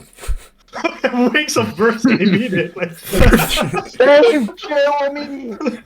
And as Owain lunges across, he would see that the scene in front of him is bizarre. First of all, Jewemy is held in one of the grabber arms of the robot as it initiates its self-destruct. There's a security guard that is the guy you saw earlier, Faroot, who is trying to pry it open to save Jewemy. And there's 3 other security guards who are trying to help from below, but all of them are starting to turn and run as the self-destruct sequence counts lower. What the fuck do I even do? Can you describe the machine to me, please? Yep, absolutely. So it is vaguely humanoid shaped. It has treads for feet, and its hands go from like a combined drill to like big grabbers. The head is kind of low and large. The head, it's actually like a big cockpit. And you can think of it, again, imagine like a very primitive conception of what a robot might look like, but with a slightly more, animal humanoid hybrid stance in terms of its body posture. Okay. What material is the back made out of? It seems to almost solely be made out of metal. Is it like thick metal sheets or rather like thin ones? It seems well made, but it's not a tank. Yeah. With Owain's 2 pluses to might and Earthshapers, would I be able to pry off a metal plate? He would not know unless he tried. I'm trying that as I'm flying, by the way. Just like crash into it And you're trying to get on the back? Oh, sorry, if I may. I do still have I can pick up my kite shield, which should help with like knockback damage. So maybe if I go for like a shield strike as I'm flying towards it. Excellent. Yeah, slamming off the black back plate and like ripping it up in a way, which reveals a bunch of its internals. You can see the internals are like clearly like hissing steam, and there's like pressure gauges going crazy, and there's little electrical sparks, like classical cheesy popcorn overclocking sort of look to it. Yeah, and by that point, I think Owain would let the ball of mice just sort of like roll forward as he's landing, then immediately use Earthshapers to sort of like gravitate that thing towards him. Yep. Turn around, slam the ball of mice into the machine, let go of Stone Skin. My bludgeoning hand, which is full of like encased in nails, right? Use that to nail all the mice into the machine. And this is very professional Owain reprogramming. I am encasing a bunch of little computers into the machine. And the computer mice, as has been their directive was to sabotage. And sabotage they do, chewing away at the machine's internals immediately. And Jewemy would see as Faroot pries and like sweat pours off of him, and they kind of 3, 2.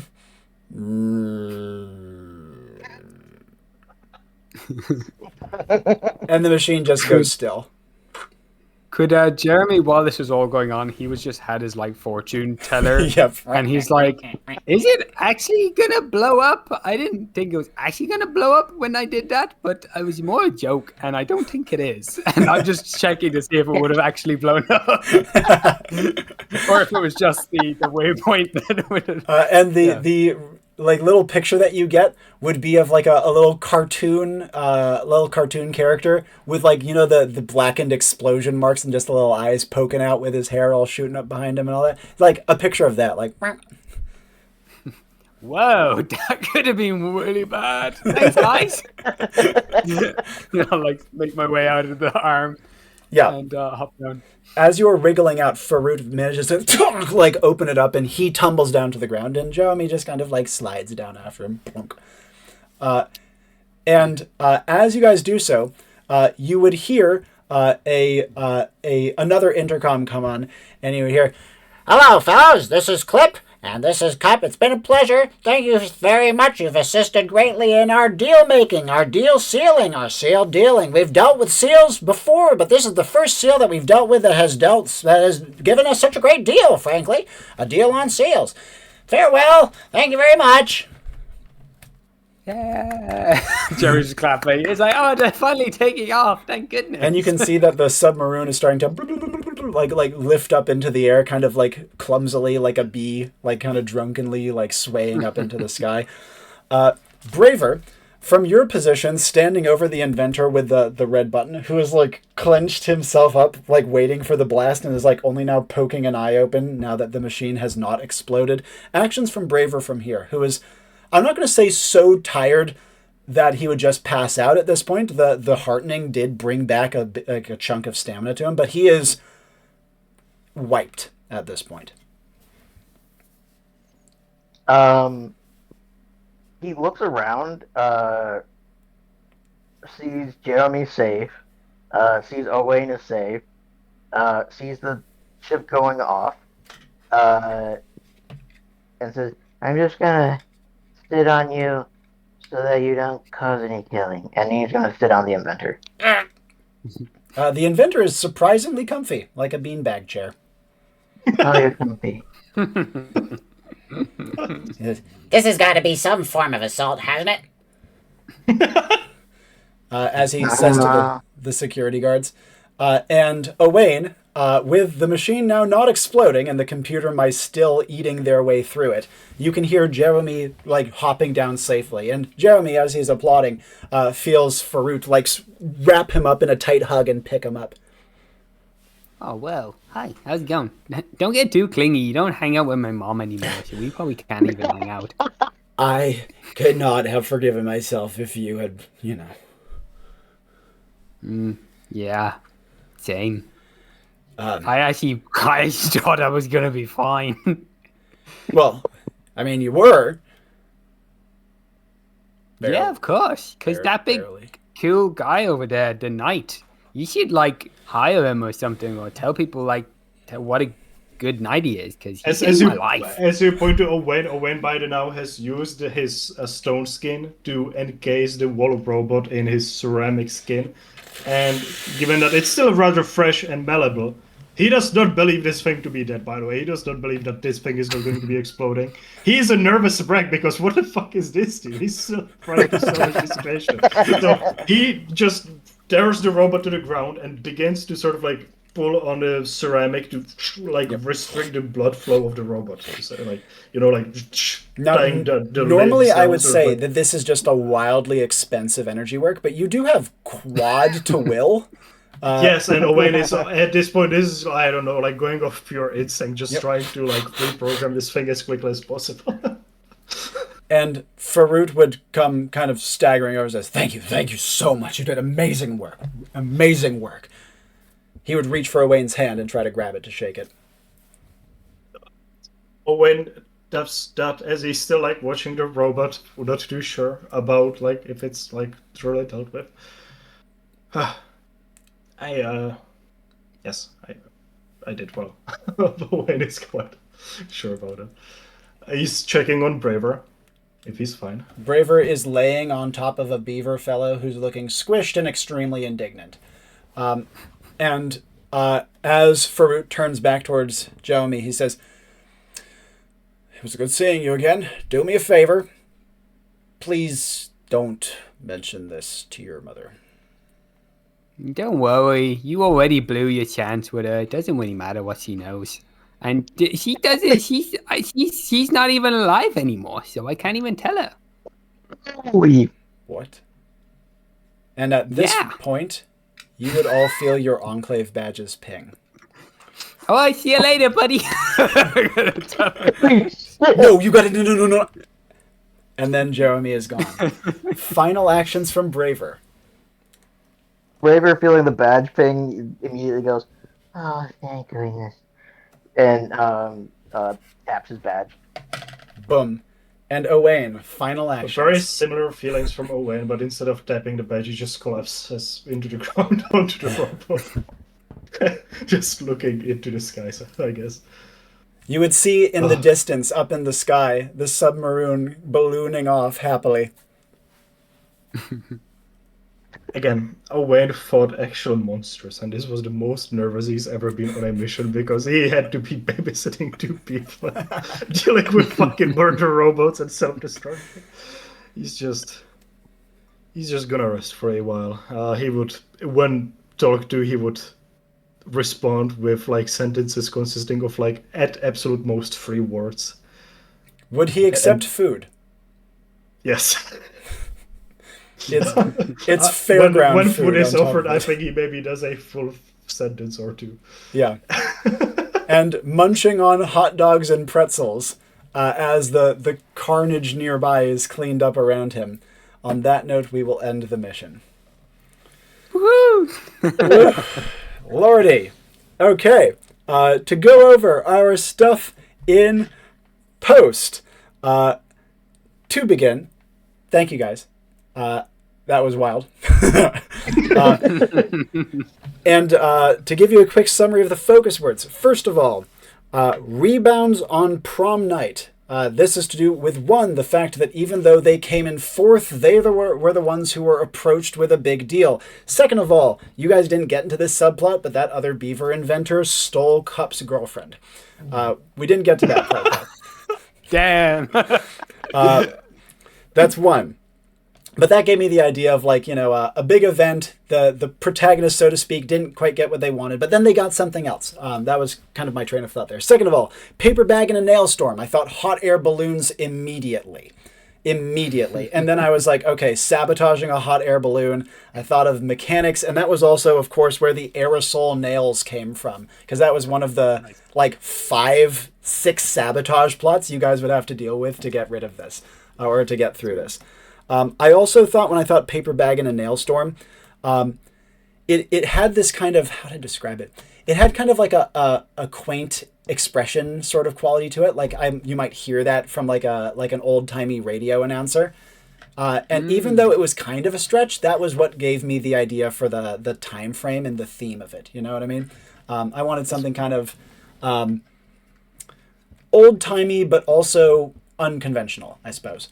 And then lastly, all things inevitably become rodents, and all rodents inevitably become semi-aquatic. 1, beavers. 2, submarine that's also an airship. And 3, I don't know if you noticed, but every single enemy had a rodent-themed robot. Yeah. And so I was, and there wasn't a reason, by the way. It wasn't like there was a rodent robot conspiracy. No, it was complete coincidence. That was the way that I used these particular focus words. And I will tell you, this was a tough set of focus words. Yeah. Especially together. Do you guys have questions for me about calls that I made or the plot of the mission before I give you your props? Did I seriously save the? Was that robot seriously going to self-destruct? Yep. Damn, Would that be a party? My bad. Would that be a party wipe and a mission fail? If I do not think it would have been anywhere close to a party wipe. I actually think it was possibly survivable for Jewemy because he has a nostrum. It would have been rough though, and Farouk was definitely dead if that happened. But so possibly survivable, but rough.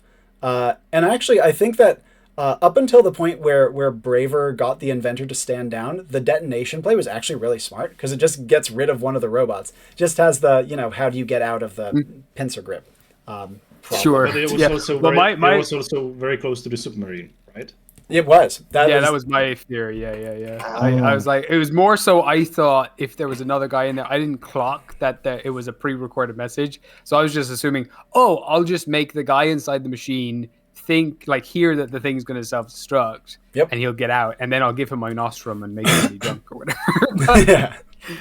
But yeah, that I like the extra complication for sure. That was very fun. Quite. Part of what lent itself to the extra complication is that your play with the hacking with your waypoint came at the same time that Braver was trying to get him to stand down the robot. And so it was kind of like a crossed signal situation where he was now trying to get it to do something else, but you were kind of getting it to do something else. So it just led to, as you may have seen, these machines are kind of made of duct tape and dreams. And so they went wrong very easily, which was part of the flavor of the setting, is that inventions went wrong super often. Yeah. Other questions about calls that I made or the plot of the mission? I have no. Oh, actually, who the hell was the bulldog guy? He was actually head of security? No, he was a private security contractor for one of the inventors. He was gathering intel to pass back to them, and he was absolutely an enemy. If the mission had gone a different way, he might have actually had to fight him. Yeah. Okay. And who broke into the ship? Was that just could that have just been any other inventor who broke into the ship and left the gas? I assume maybe the person who left the mice there. Yeah, it was the guy who left the mice. This was again a route you could have taken but didn't end up doing, where you could have tried to figure out who was going on tours earlier, and you would have found a very badly disguised inventor rival went on a tour earlier, and took liberties while doing so. Excellent question. Other questions? Can't think of any. I'm just replaying the whole mission in my head, and I'm just enjoying it too much. Nice. Well, to give you all your props, first of all, Tomáš, Owain is an insanely consistent character. He is always fun to host for. I had no doubt you would do great on this mission, and you certainly did. But then the added wild amount of stress he was having to go through was a bonus. He would rather fight he didn't mind either of these people individually. But together, that was a nightmare for him. I love the added, teenagers just stress out even more with those kind of things. Like, if he's 14, you can imagine he's just it's also unnecessary sort of stress in the best way possible, for the character. I think. Everything is so much worse than it should be. He can confidently kill a freaking dragon without having any doubt. But like this, what is going on, dude? So it was lovely. Play was great. Seeing you deal with Clip and Cup was very fun and was pretty much the exact thing I wanted out of those characters. Those were characters I felt Jewemy could handle just fine. But neither of the other two. I thought they would just piss off the other, or piss off Owain, stress the hell out of Braver. I was trying to make them very unhelpful. No, don't worry, you did a great job. Yes. I loved him. Next up, Braver. First of all, Mal, I feel like I haven't hosted for you in forever, and it was very fun to do so again. Thank you. Second of all, I never have to worry at all about you incurring penalties for your characters. You just completely fuck yourself with every single character. Was brutal. It's awesome. And then the fact, think the rudest part is he only has a plus to will. Poor guy is just screwed in so many cases. But, goddamn, the limit breaks, the ultimate strikes, the never say die, the ancestral blade draws, the way that you used the sheathed blade in training weight form as a weapon, the character arc initiated by Jewemy, the character moments, especially with Jewemy, but also with some of the NPCs. It was just a really satisfying mission. And I felt even though I've never seen Braver before, I've never seen a shonen before, I felt like I saw just a whole arc play out. Yeah, it was a lovely arc, I thought, yeah. learning how I to did not destroy expect everything. Jewemy to be him and Jewemy to be such a Yeah, stressful combination, but they were great. That I was- love Jewemy so much. that was such a combo. Like the two played off each other so well, and then Jeremy also like kind of initiated Braver's like mini arc in like 3 different ways, and also I don't know if you guys clocked this. The move at the end, the stamina restoration at the end, was the 3rd time that Jewemy had rallied Braver that mission. Yeah, That was just the only one that Gabriel was like, "Can I do this for?" Yeah, Because you pulled it off beautifully both other times. And that was part of the reason that Braver had any stamina at the end of the mission to do anything with. And speaking of which, Jewemy is a wonderful character. He is so fun. He has such a clear voice. You know, it's unmistakable. You could not mistake him for another character. He played great social support, frankly, on this one, which is something that obviously Braver really needed. But also, your social navigation was huge. Get security on your side, done. Like, mess around with your luck stat to make stuff happen, done. Some of the best uses of Fork in the Road I've seen from a new player, because that ability is freaking hard to use. That was awesome. And then even the little like puff of air to get rid of the computer mouse. It was really just solid play overall. And the character's thematics are lovely. I loved how he interacted, because he was kind of like the link point of the mission. He interacted with both Braver and with Owain, and it was satisfying every time. and making Farouk the father. Potential stepdad. It's hysterical. Yeah, I mean, in my head, you know, Jeremy had like kind of a normal-ish life till maybe he was about 6 or something. Except his mom, it was just him and his mom. She's probably seeing lots of guys regularly. Yeah, and then eventually was kidnapped because like he is a special kind of magical creature that you can siphon the blood from for like experiments and stuff. So he was like kidnapped and like experimented on for a few years, and they killed his mom in the process. And so he's just like, he's got really sad backstory, and he's just like still just wants to be a kid. He's so blasé about the whole thing. Like, yeah, I think he's like rapidly grown up though as well to some degree. Like he's like, I think he's kind of like pretty chill about most crazy things because he's probably seen a lot of crazy stuff as well. Yeah. It's like it's just all normal. Like he's definitely evolved or like developing in a very twisted way. but it was so Great. it was so compelling though. It was really, really compelling, and I liked I desperately want to see him more. Is I guess my main takeaway, and I am super grateful that especially you would make time amidst your Kickstarter to come join us here, Gabriel. So I really appreciate it. Yeah. And 2 other quick things. One, shoutouts to Rich in chat for having awesome running commentary. That was fantastic. And also, Rich mentioned a good name, which is Clip and Cup's Carnage Carnival for a mission name. What do you guys think? Yeah, that was perfect. That sounds about right. Carnage Carnival is perfect there as well. Yep. Love the alliteration. Clip and Cup's Carnage Carnival. That's perfect, because I was absolutely stumped on what we could name this goddamn mission. And the last thing I wanted to say is, do you guys have any last thoughts about the mission that you would like to share? Especially Gabriel, it's your 2nd time ever playing Enclave. This was something of a different one from your first one. If you have any thoughts, we'd love to hear them. Yeah, I suppose I loved all your characters. Like the characters were brilliant, I thought, and so creative with how you use your abilities. I really liked, Mel, how you like. I gave you like a few things to work on, but like you could have easily taken them, and it could have been like, you know, it just made your character more feel down or more feel like being called a psychopath, for example. You actually took it and like turned it into constructive criticism and had it be a character arc development instead of being like, oh god, and then just shut down mentally. So I thought that was very clever to choose the thing that progressed your character's story rather than halted it. So I thought that was kind of cool. You did a lot of that, which I thought was very good, like productively playing on feedback stuff that you got from, or like not feedback, but like prompts that you got from other players. That was really cool. And God, the badgers, freaking the way they use your power, you described all your power uses. I thought was absolutely sick for Owain. Oh yeah.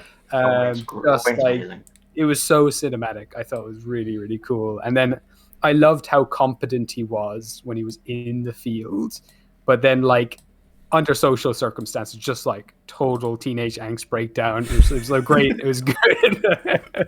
Social anxiety would also make this a really good mission name, to be honest. Yeah, Sure. seriously. And obviously, Robbie, you're just amazing for just keeping the momentum up the whole time. As soon as things like just stop for just a second, you add something to keep the story going, just like improv skills like through the roof. I thought it was fantastic. Because I'd see it. I could see like you thinking for a brief moment, like a milliseconds, like, okay, I can see this is just stopping. Let's keep the momentum going. I'll add this thing in, and then keep. And it was very clean and very seamless. So I just loved the experience. That was great. Fantastic stuff. Delightful to hear it, man. Just Tomáš, Mal, any final thoughts from you guys? Yeah. To unhype Robbie a little bit, because why not?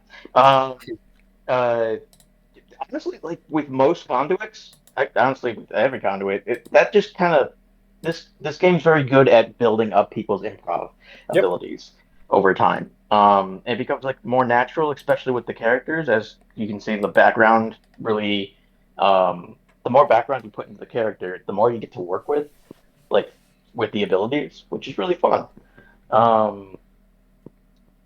I need more Jewemy in my life. Yeah, agreed.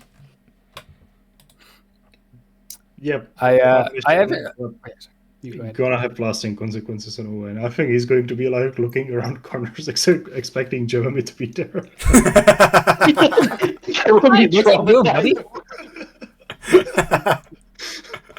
Well, he seems legitimately kind of scary, honestly. No, but he seems the type of person to just like appear somewhere, right? He's absolutely going to be expecting. Are you peeing right now? I think he's going to be like. Call it something to do with Jewemy, please. That's awesome. I was curious, actually, Mal, in terms of bringing Braver forward, do you think that is something now that they've changed? Are they going to go ahead and try not to kill things and use their weapon like more creatively in the future now, rather than just absolutely. I've been in previous missions been like building up the fact that he hasn't really put thought into the fact that things don't entirely work the same as in his world does. But like Jewemy made him very comfortable. Also somehow played into his like kind of need to have a commanding officer almost. Yeah. And which was terrifying. Cool. So I think he's going to do that. I imagine after the mission he tried talking with Jewemy of his own volition, and Jewemy probably did all the talking because he immediately shut down. But that's really huge that you just came over here and you started talking. And his heart like swells. That's awesome. And he'll get back to you in 45 minutes when he processes that. Well, you guys did beautifully. I'm really grateful for you making time. I very much hope you had fun. And I say we do our sign-offs in the same order we signed on, which I think was Mal, Tomáš, and Gabriel. I'm so mad. We're doing Robbie. I don't remember what we were doing. Thank you, Mal.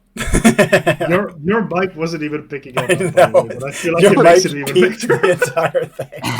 Well, I cannot believe we would return to this same fucking joke after 4 hours. Love it. Thank you, Mal. And Tomáš. Yeah, but I've been Tomáš. Hope you enjoyed this mission, and I'll see you all next time, either in an actual game or another Enclave I've played. See ya. And lastly, Hello, I'm Gabriel. I'm signing out. The Ugly Goblin has had a lot of fun. Thank you very much. This has been great. Yeah.